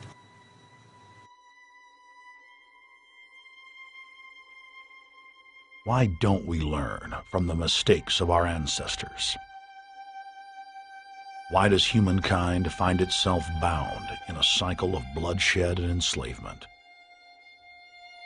Predatory elites have always rationalized their oppression by claiming that they are superior and have the divine right to rule, when all they really are is a gaggle of ruthless psychopaths, parasitically feeding on the host population until their cancerous movement causes the collapse of the host. There have been thousands of tyrannical governments in history, and less than 10 that can truly be called free. In the 20th century alone, over 150 million people were murdered at the hands of the state. In Russia, the Red Terror consumed the lives of more than 60 million men, women, and children. Hitler's war killed 22 million. During Mao Zedong's reign alone, more than 60 million peasant farmers were killed. And the list goes on. 300,000 innocent civilians killed in Guatemala. More than 2 million souls brutally murdered by the government of Cambodia. 1,500,000 killed in Turkey. 300,000 in Uganda. 800,000 plus hacked to death with machetes in Rwanda. Sadly, there are too many examples of innocent families being exterminated by their governments on an industrial scale to name them all. It is a historical fact that the state is the #1 cause of unnatural death. If you take the 150 million people killed by power-mad government in the last century and divide it by 100,000, the number of souls lost would fill the biggest sports stadium, packed with 100,000 screaming fans, 1,500 times over. That's 1,500 sports stadiums, crammed with 100,000 people each, all exterminated. For those who think it can't happen here or won't happen to them, you have been warned.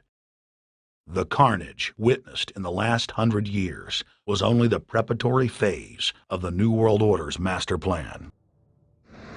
少有常识的人都会看出，如果我们的铁骑继续前进，这个螳臂挡车的歹徒难道能够阻挡得了吗？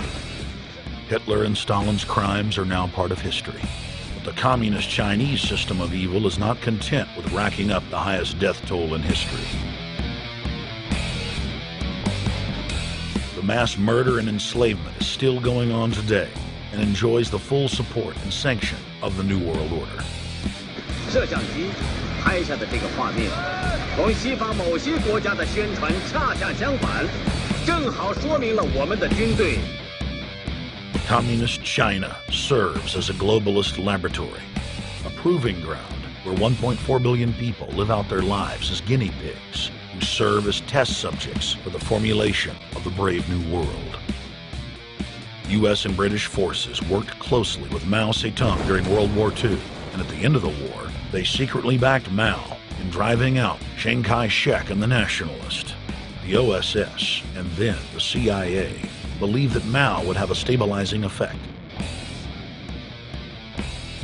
Bill Clinton's mentor and Georgetown University political science professor Carroll Quigley explained in his book, Tragedy and Hope, how the Anglo-American Roundtable groups backed every brand of authoritarianism, from communism to fascism, to ensure that a centralized government dominates the population and the economy as planned.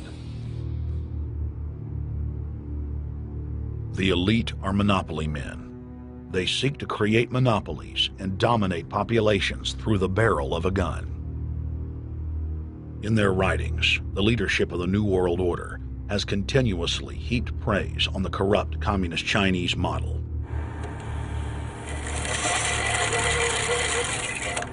In August of 1973, in an article written by David Rockefeller for the New York Times, Rockefeller openly lauds and endorses Mao Zedong's actions, while celebrating their command and control system. Whatever the price of the Chinese Revolution, it has obviously succeeded not only in producing more efficient and dedicated administration, but also in fostering high morale and community of purpose. The social experiment in China under Chairman Mao's leadership is one of the most important and successful in history. David Rockefeller, New York Times, August 10, 1973. Communist China is the model planned society for the New World Order. China has received more United Nations awards for its policies and form of governance than any other nation. In the eyes of globalist planners, authoritarian China is the future. China adopted the dreaded one-child policy due to lobbying from a consortium of eugenics organizations, which includes Planned Parenthood and the United Nations. Couples that have more than one child face heavy fines and imprisonment. The practice of forced abortion in China, coupled with the cultural desire to have a male child, has plunged China into a deepening crisis where there are 30 million more men than women. The Chinese police state ruthlessly crushes all forms of dissent. Underground churches, Falun Gong practitioners, striking factory workers are all sent to forced labor camps. Their blood and tissue types are cataloged in preparation for organ harvesting. The Chinese government then sells the prisoners' organs to the highest bidder on the world market. If a wealthy patient chooses to fly into China, the prisoner is killed and the organs are implanted. If the organs are being flown out of the country, a mobile execution van extracts the organs on the way to the waiting aircraft. The social engineers of China aggressively euthanize the elderly and disabled. China is merely following the globalist blueprint for the world. The same system of total dehumanization is quietly being phased in worldwide. Depopulation should be the highest priority of foreign policy towards the Third World. Henry Kissinger, 1974. There's a need for a new world order, but it has different characteristics in different parts of the world. Now, none of this may succeed this time, but this to me is sort of the outline by which someday, in the next few years, a solution will emerge. Where does this mindset come from? Why do the elites kill the largest masses of people when no one is resisting them, when they've already attained total control? What ideology drives the elite psychopath? Since Plato's time 2,400 years ago, state planners have openly proclaimed their desire to control every detail of the commoner's life. From breeding programs to mass extermination of undesirables, the dark dream has continued on for millennia.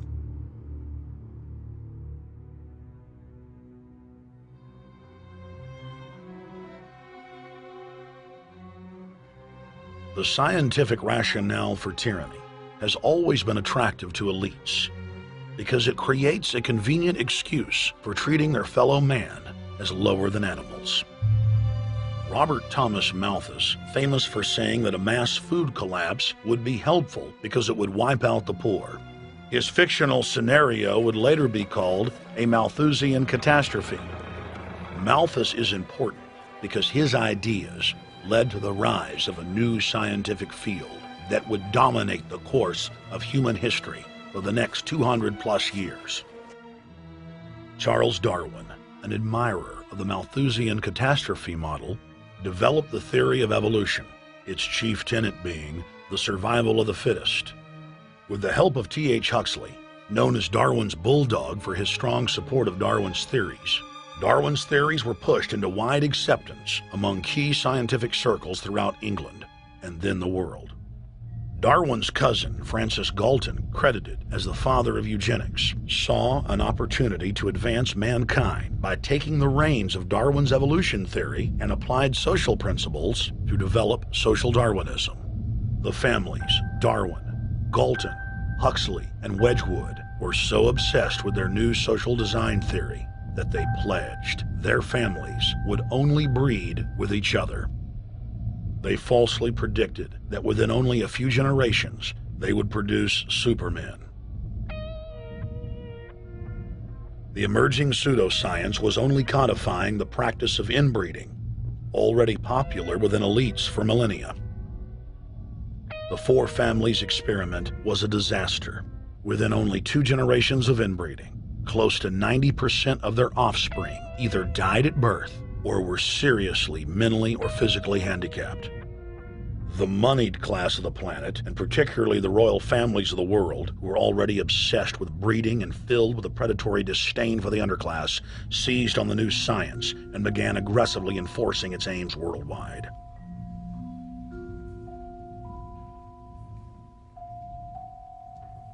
Biometrics appears to be a new science, but it was actually developed by Galton back in the 1870s as a way to track racial traits and genetic histories, and as a way to decide who would be licensed to breed.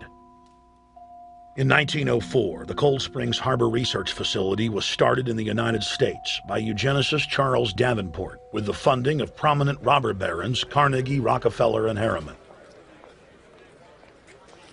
In 1907, the first sterilization laws were passed in the United States. Citizens with mild deformities or low test scores on their report cards were arrested and forcibly sterilized. You're 17, aren't you, Alice? Yes, but what have you done with my folks? Well, we're trying to help them, Alice, and you too. They were taken to the hospital this afternoon. Hospital? Wasn't none of them sick this morning? We thought it necessary to present your family's case to the State Medical Commission. After an examination, they decided there was but one important action to take: to have your entire family sterilized. Why, what's that? I don't know what you're talking about. Now, in this state, we have a law which provides for such people to have an operation so there won't be any more children. I see. Now, we've placed your brothers in institutions where they'll be properly cared for. You can go back to your job soon. I'll arrange to have it held open for you. But I'm keeping my job. I'm not going anywhere. Now, you're going to the hospital too, Alice. And you mean they're going to stop me from having children ever? Exactly.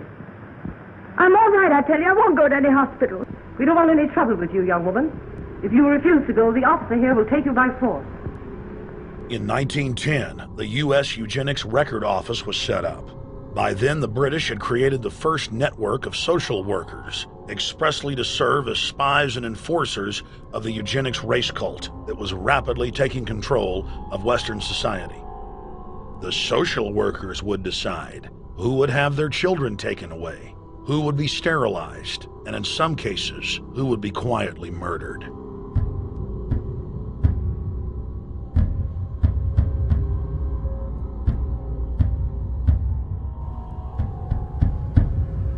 In 1911, the Rockefeller family exports eugenics to Germany by bankrolling the Kaiser Wilhelm Institute, which later would form a central pillar in the Third Reich.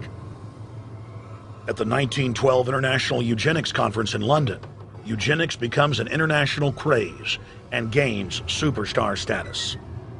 The futurist and best-selling sci-fi author H.G. Wells had studied biology under top eugenicists and was spreading the new faith worldwide. In 1916, H.G. Wells' lover, Margaret Sanger, starts her promotion of eugenics in the United States. In 1923, Sanger receives massive funding from the Rockefeller family. Sanger wrote to fellow eugenicist Clarence J. Gamble that black leaders would need to be recruited to act as frontmen in sterilization programs directed against black communities. In 1924, Hitler pens Mein Kampf, or My Struggle, and credits U.S. eugenicist as his inspiration.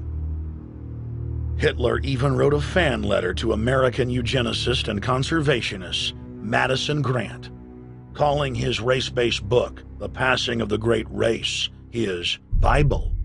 Hitler developed the plan for mass extermination of the Jews and what he called other sub-races, as well as the handicapped from Grant. By 1927, eugenics hit the mainstream. The so-called science was aggressively pushed through contests at schools, churches, and at state fairs. Churches competed in contests with big cash prizes to see who could best implement eugenics into their sermons. Major denominations then tell Americans that Jesus is for eugenics. That same year in the United States, more than 25 states passed forced sterilization laws, and the Supreme Court ruled in favor of brutal sterilization policies. When Hitler came to power in 1933, one of his first acts was to pass national eugenics laws, modeled after laws in the United States.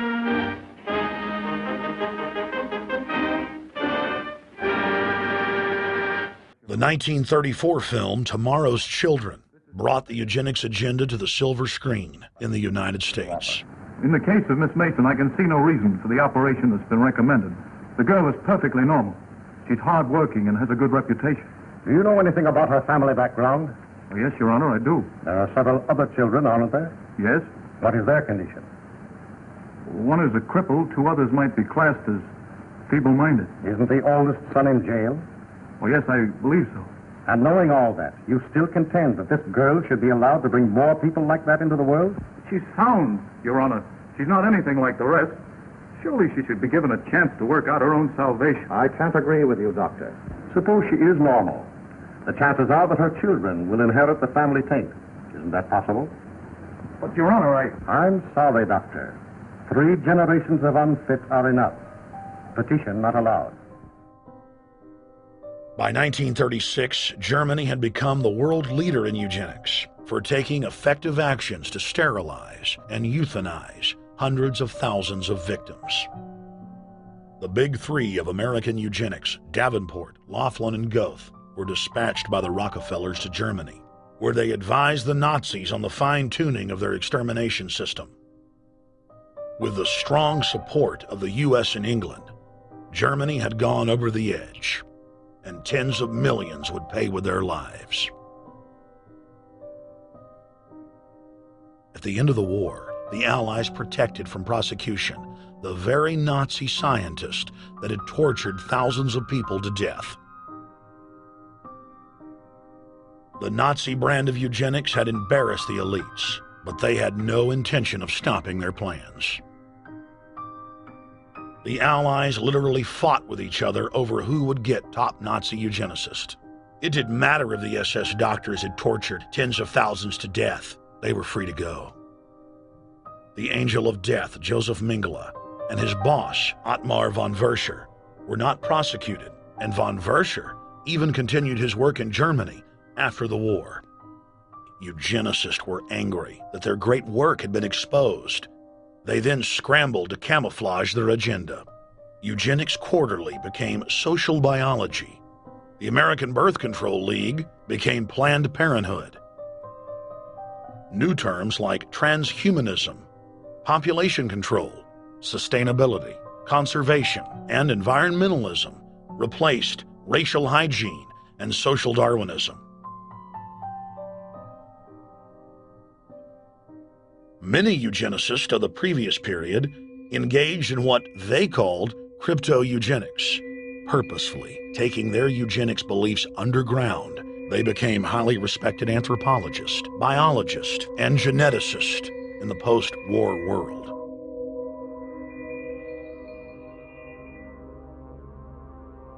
The Allies then smuggled thousands of Nazi scientists out of Germany and placed them in key scientific positions, ranging from bioweapons to rocketry throughout the military-industrial complex.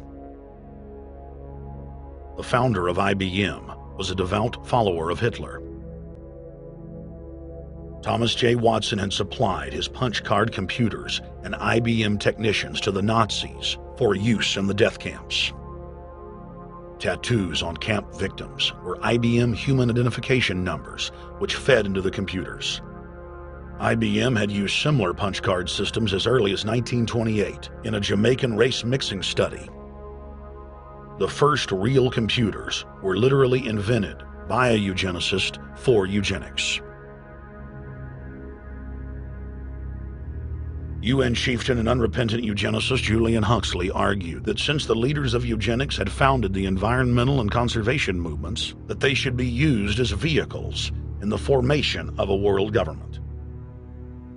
Just as H.G. Wells had envisioned, this government would be controlled by a scientific dictatorship and would be guided by the principles of eugenics.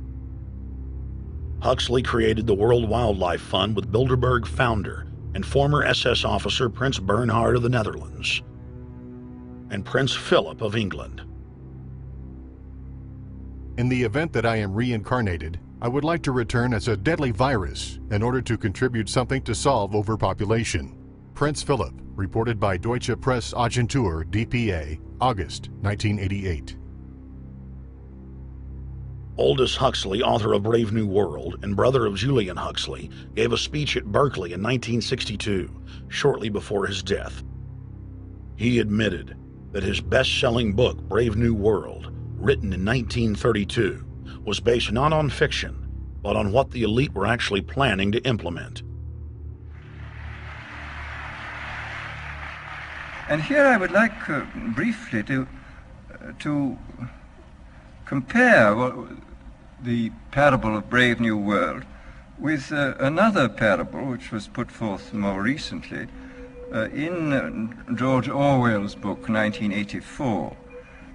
I'm inclined to think that the scientific dictatorships of the future, and I think there are going to be scientific dictatorships in many parts of the world, will be probably a good deal nearer to the Brave New World pattern than to the 1984 pattern. They will be a good deal nearer, not because of any humanitarian qualms in the scientific dictators, but simply because the Brave New World pattern is probably a good deal more efficient than the other.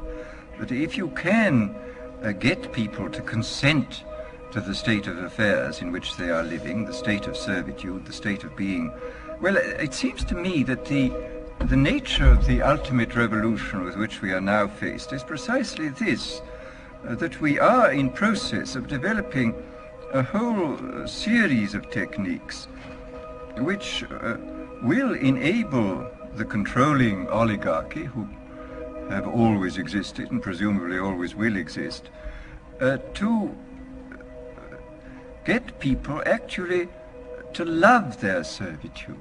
People can be made to enjoy a state of affairs which, by any decent standard, they ought not to enjoy. And these methods, I think, are a real refinement on the older methods of terror, because they combine methods of terror with methods of acceptance. But then there are various other methods which one can think of. There is, for example, the pharmacological method. This was one of the things I talked about in Brave New World.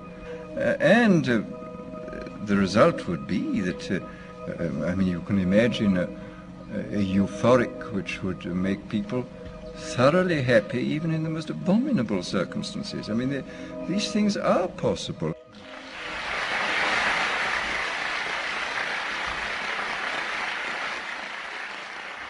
The elite have left a massive wave of destruction behind them as they cold-bloodedly experiment on civilian populations as if we are lab rats. A string of congressional investigations has uncovered more than 20,000 secret tests that were carried out against the American people between 1910 and 2000. One well-known eugenics study, the Tuskegee Syphilis Project, killed hundreds of blacks and spanned 40 years until whistleblowers exposed it in 1972. From 1943 until present, the British have tested lethal nerve gas on their own personnel, on land, air, and sea. Many died instantly. Still others died grueling deaths over several years.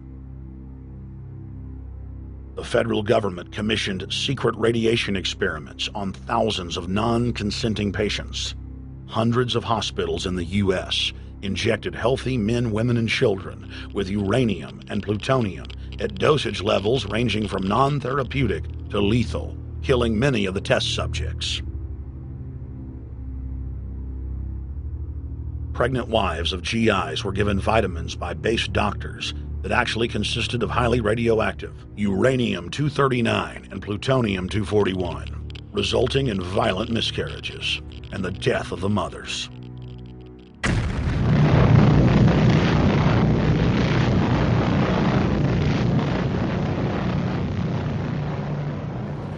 Soldiers, sailors, and Marines were used as guinea pigs in hundreds of atomic and hydrogen bomb tests. Patriotic Americans were radiated side by side with lab animals.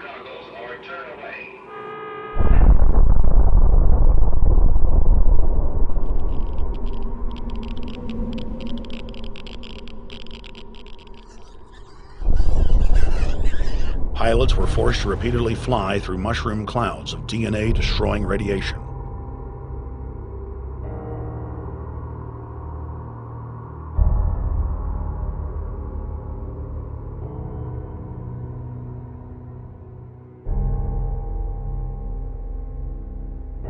From 1951 to 1961, the U.S. Army paid Israel's health ministry 3 million lira to conduct radiation testing on Sephardic children that immigrated to Israel.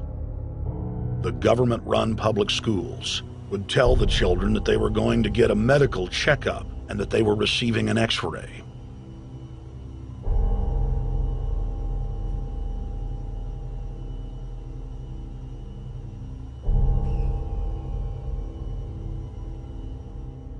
The Pentagon had already radiated more than 4,000 institutionalized children in the United States, many of which had died.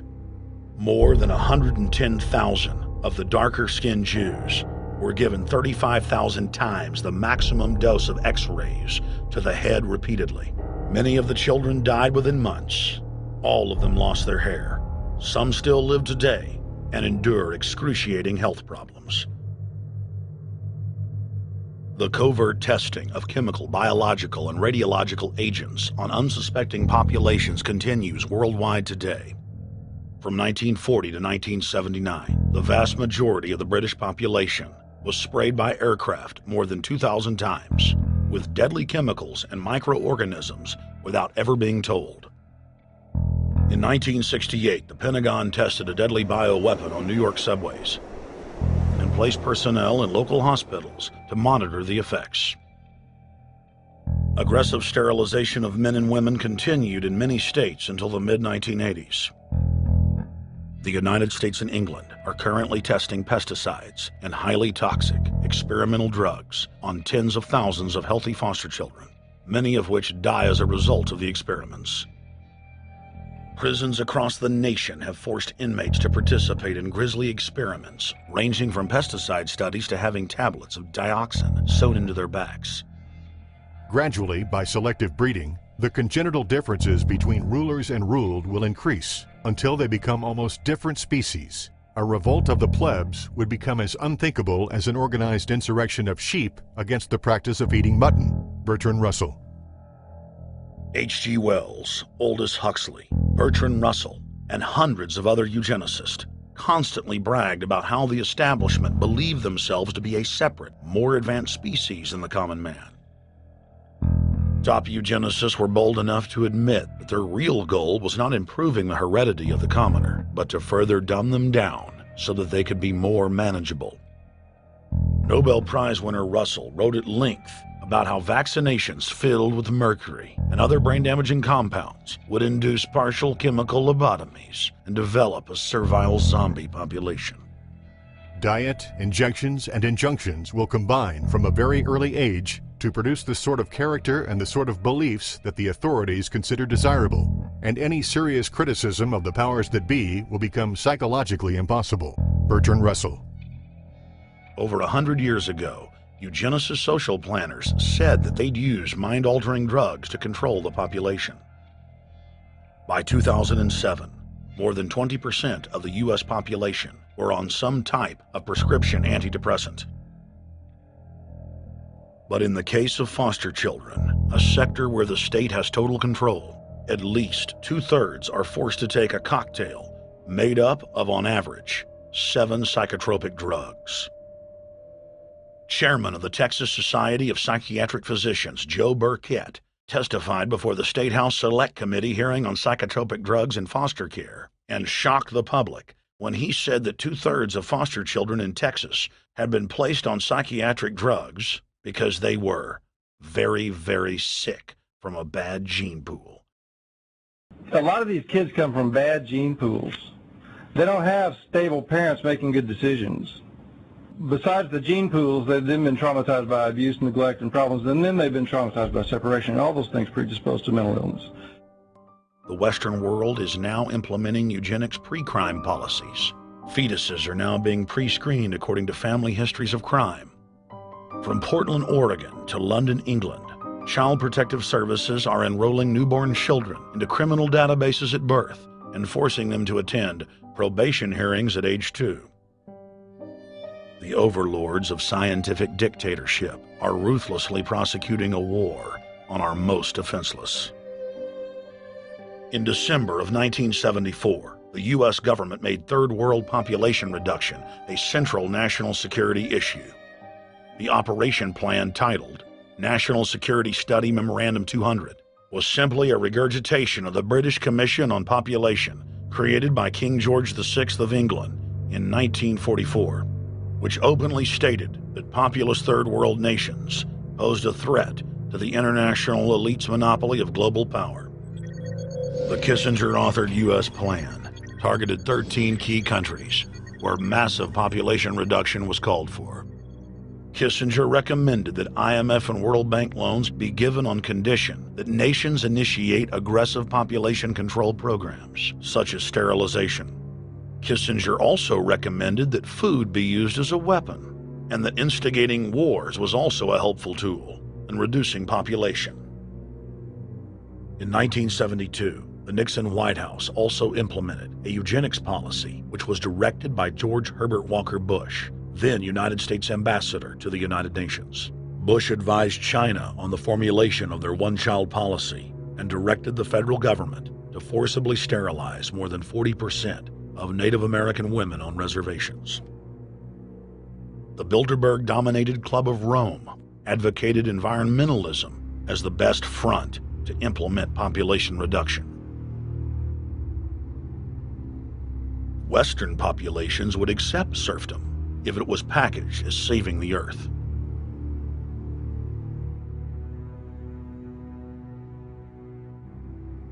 Industrialization of Africa, Asia, and Latin America could be blocked. Citizens would more willingly give up their national sovereignty if it were sold as a way to help the planet. The think tank also concocted the peak oil fraud as a way to create artificial scarcity. And the Club of Rome has been aggressively pushing a global carbon tax as a way to fund their planetary government. In the draft copy of the United Nations Global Biodiversity Assessment, it states very clearly that we must reduce the human population from its current level of about 6 billion people down to about 1 billion people. In the 1970s, South Africa developed race-specific bioweapons to target blacks and Asians, and then subsequently sold the technology to Israel in the mid-1980s. In September of 2000, the Project for a New American Century published a document in which Dick Cheney described race-specific bioweapons as politically useful tools. And somebody mentioned, well, why would they want to reduce the human population when that means less money for them? Most people have no idea. They're not after money. They have all the money they need. They're after power. That's their aphrodisiac. The overlords of the New World Order are now aggressively pushing for a worldwide one-child policy. The Chinese one-child policy was phased in gradually. In the 60s, when it began, you only had to pay a tax penalty. Only later did they imprison you if you had more than one child. Now the exact same proposals to penalize couples who have more than one child are being made in the United States, England, and Europe. In the push to reduce global warming, children, according to some, are the new culprits. A think tank in the UK says too many kids are what's making the planet worse, saying large families, anything over 2 children really, should be frowned upon as an environmental no-no, akin to not reusing your plastic bags, driving one of those big gas-guzzling cars, taking long trips overseas. The UK, in fact, has negative growth. I think Canada does too. That still, families in our rich countries shouldn't have more than 2 kids. In 1998, Ted Turner pledged to give more than $1 billion to the United Nations to be spent in the implementation of population reduction policies planet-wide.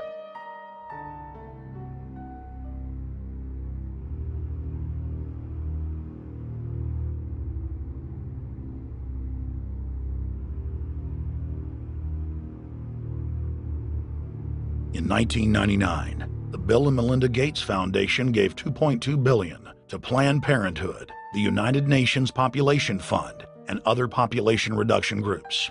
By 2007, the Gates had given more than $30 billion, almost exclusively to population control groups.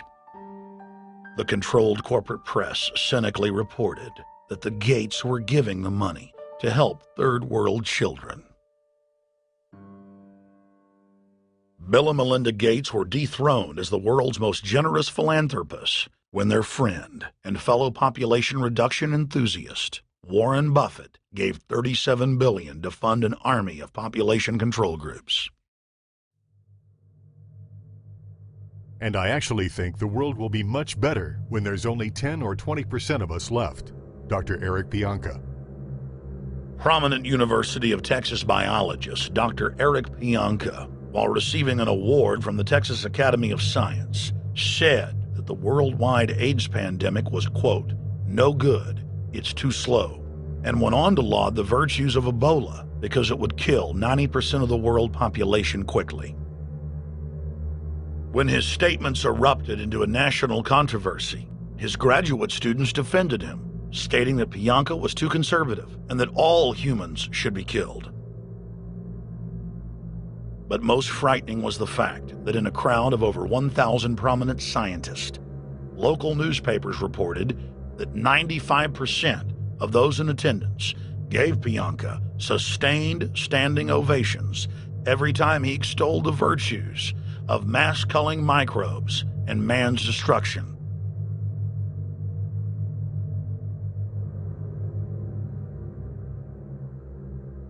China was able to turn the corner and become the leading world superpower because they have a police state and they are able to force people to stop reproducing.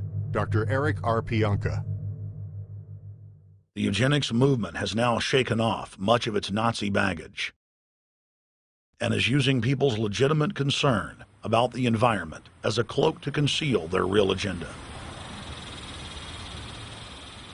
Everyone wants to breathe clean air and have good water.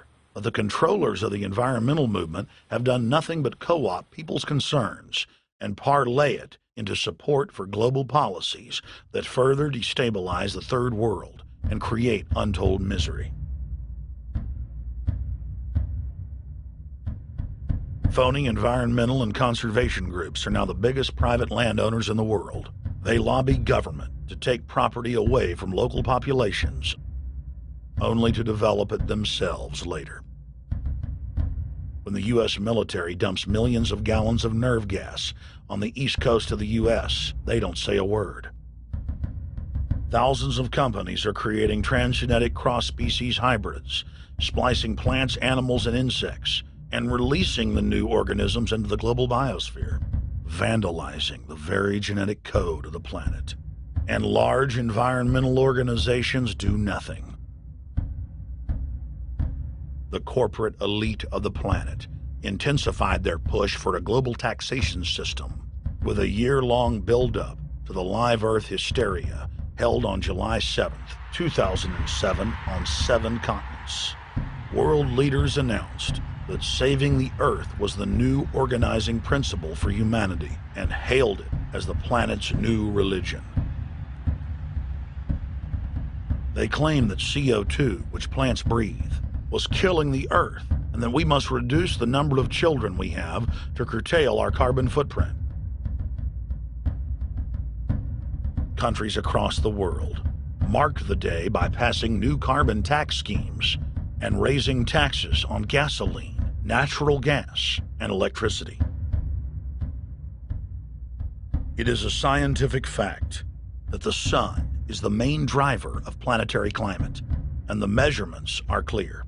The sun is becoming hotter, brighter. It has been slowly increasing thermal output in the last 100 years, causing warming not just on Earth, but throughout the solar system.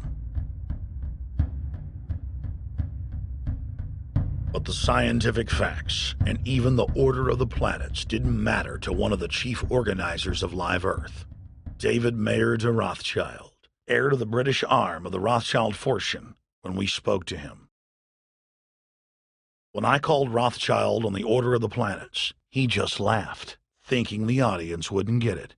He continued to count on the population's ignorance and claimed that the global warming lobby has nothing to do with carbon taxes. I guess he hadn't spoken with his good personal friend, Al Gore. Global warming, the time for debate is over. I think what you have to realize is that being environmentally sensitive and making money aren't mutually exclusive. There's a lot of money to be made in addressing this issue. But you guys are gobbling up all the world's concern to just simply line your pockets and make kids read your book in schools and do all this. It's a business, just like you said, Rothschild. It's not. Do you think I make any money out of this? It's the same thing. It's the same thing your your money-changing ancestors did. They're in Germany, Red Shield, and I'm calling you out, Red Shield. We know it's a scam. A pollution-based tax system, principally CO2. We're causing it mainly, vast majority of it. The consequences are bad and will be catastrophic unless we act. The polar ice caps of Mars are receding at several miles a year, much faster than ours, and that the moons of Saturn and Jupiter are melting. In fact, several of their moons were ice and are now liquid seas. Now, how are SUVs causing that, David Rothschild? That's because those planets are closer to the sun, my friend. No, Jupiter and Saturn are not closer to the sun. Neither is Mars. Yes, sir. I think you'll find, right, that the very simple matter, and what I wanted to say, and this is my final point, forget your taxation theory, because actually it's not taxation. Put a price on the carbon. A tax is the best way. Cap and trade can also do it. If there were a carbon-based tax, would there be a need for an economy-wide cap and trade system? They are not either or. We can do both. I am in favor of both.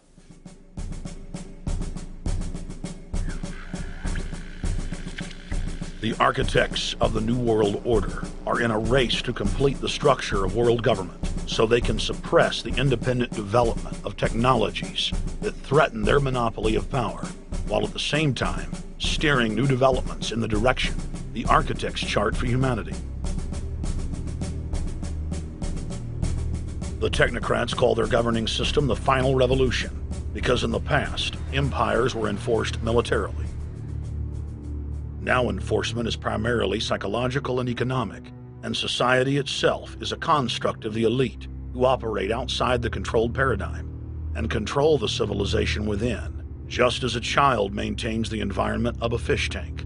We are like lab rats, living out our entire existence, never questioning the confines of the cage or the scientists who experiment on us. New World Order engineers have hijacked human destiny. Its controllers have closely studied human behavior for more than 100 years and are now steering us with expert control, using our primitive drives and desires as levers. They have developed their mind control systems to the point of being able to control the average unconscious person like a car.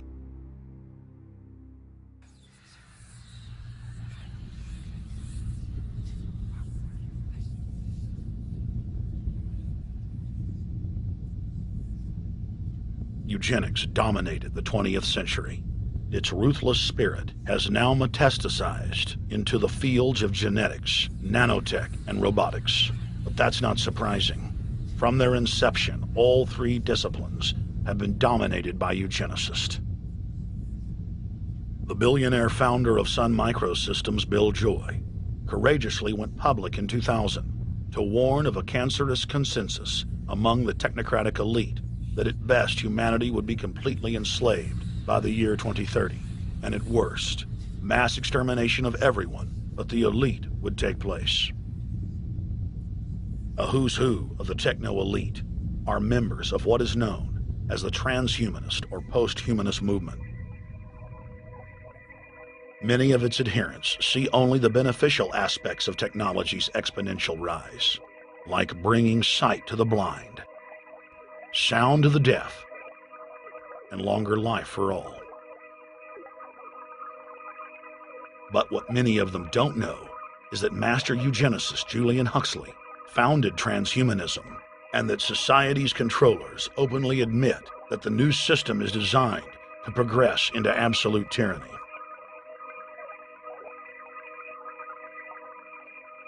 Leading transhumanist Ray Kurzweil boasts that technological advancements will allow those that can afford it to live forever, but admits that most won't be able to keep up with the new master race. The drive for world government is now all about who will control and have access to radical life extension systems. Biological evolution is too slow for the human species. Over the next few decades, it's going to be left in the dust. Transhumanists believe that they will attain the fountain of youth by merging with technology. Now, it may be within their reach. Decades ago, transhumanists said that if you did not accept augmentation or enhancements, you would no longer be able to get jobs. And now it's happening today. The elite who occupy the commanding heights of digital reality are suicidal nihilists. Suicidal nihilists know that there is no longer any substantive purpose to their willing, but they would always prefer to go on willing than not to act at all. They can very happily ally themselves with the notion of nuclear holocaust or perfect exterminism. Technology has become so powerful in its capacity for destruction that free humanity cannot afford to let psychopathic technocrats with delusions of grandeur repeat the mistakes of their forebears, because it is highly probable that this time they may destroy everything, including themselves in their mad rush for godhood.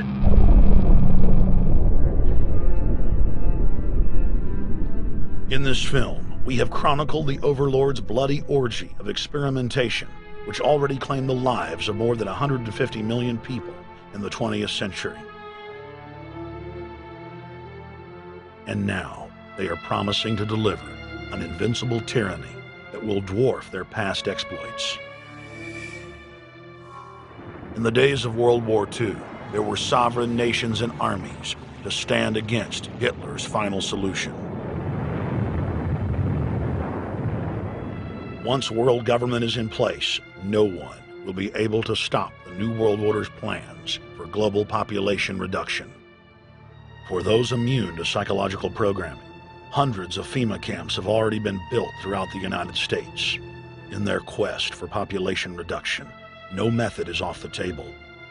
These dark builders intend to release a string of man-made bioweapons plagues, each one worse than the last, while at the same time expanding the police state to enforce an orderly extermination of the population, all in the name of fighting invisible terrorists. And the Georgia Guidestones stand today as a cold testament to the elite's sacred mission. To have a two-class system where the underclass are forced to live as slaves in tiny enclosed cities, while the elite enjoy the land of the earth, evolve into superhumans with the aid of advanced implantable technologies, live eternal lives, and travel throughout the cosmos. This is the promise given to the inner members of the New World Order and the agenda of the Bilderberg Group.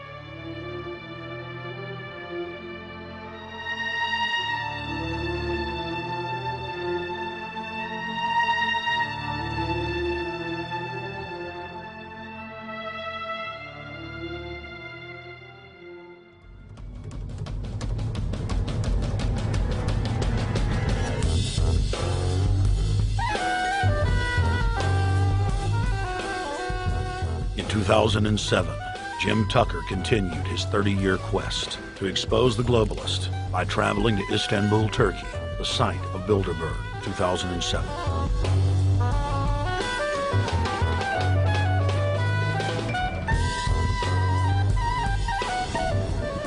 Jim Tucker, thank you for coming on, my friend. It's always fun. Jim, tell us what you saw today when you were out at the Ritz Hotel. We were at the Ritz-Carlton. It looked like a typical Bilderberg scenario. They had the armed guards all around the place. They had platoons of cops in formation waiting for the disbursement. They also had cops all the way around the building, and they had all those high-tech things where every member can hear whatever's spoken in any language instantly translate into his own language so they can keep up with it.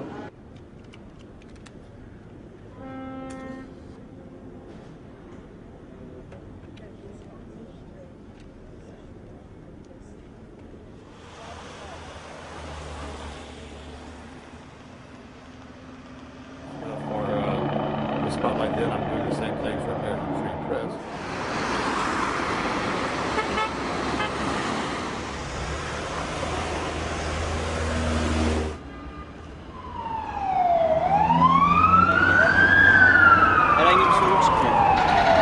Is the hotel open? Şu İngilizce bilen var mı? Ben bilmediğim için. Let's just ask him directly.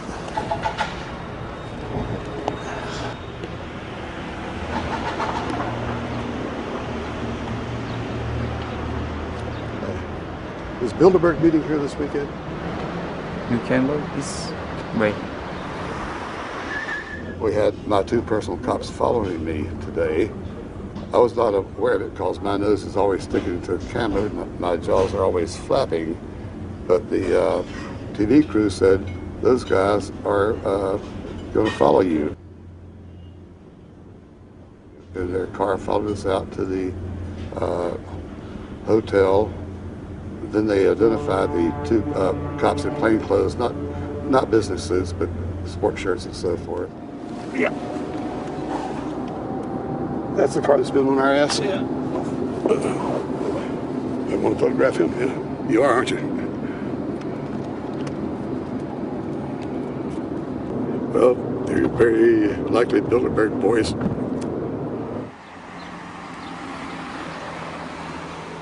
John Elkin, owner of Fiat and a fellow Bilderberger, thought that they could take a stroll off the grounds without being noticed by the commoners. I was thinking about that.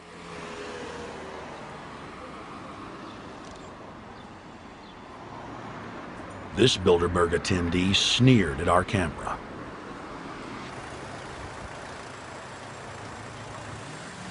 This carload of kingpins gave the media a murderous look and seemed shocked that they would dare point a camera in their direction.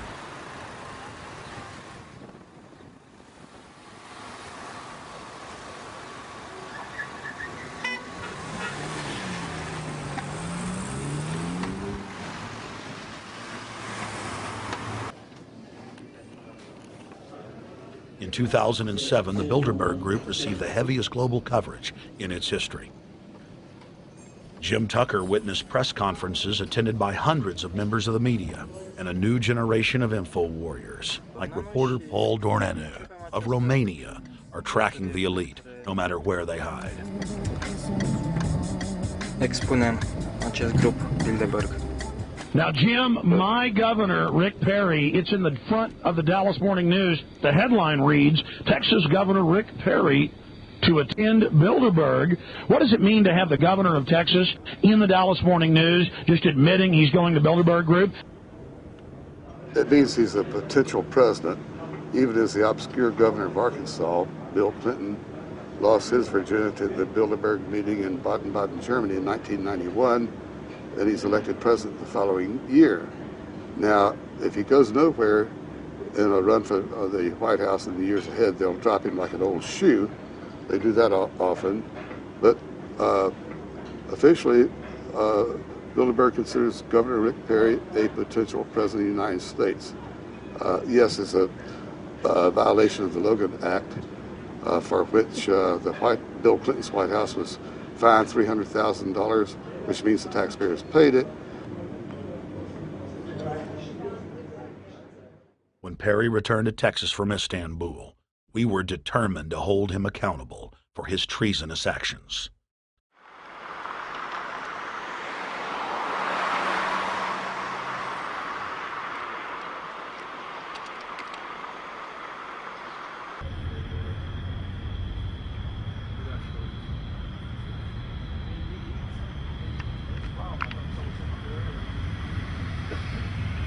We don't want our roads, our water, our power plants, our entire infrastructure turned over to the New World Order. And we tell you now the people are rising up and learning what you're doing, and they're angry. And they're tired of it. Stop enslaving us. Stop setting up tyranny. Stop going along with the New World Order plan if you've got any soul left, Rick Perry. The First Amendment still exists, Perry, and we're back here again tonight, telling you we're not going to put up with it. Long live the Republic. We shall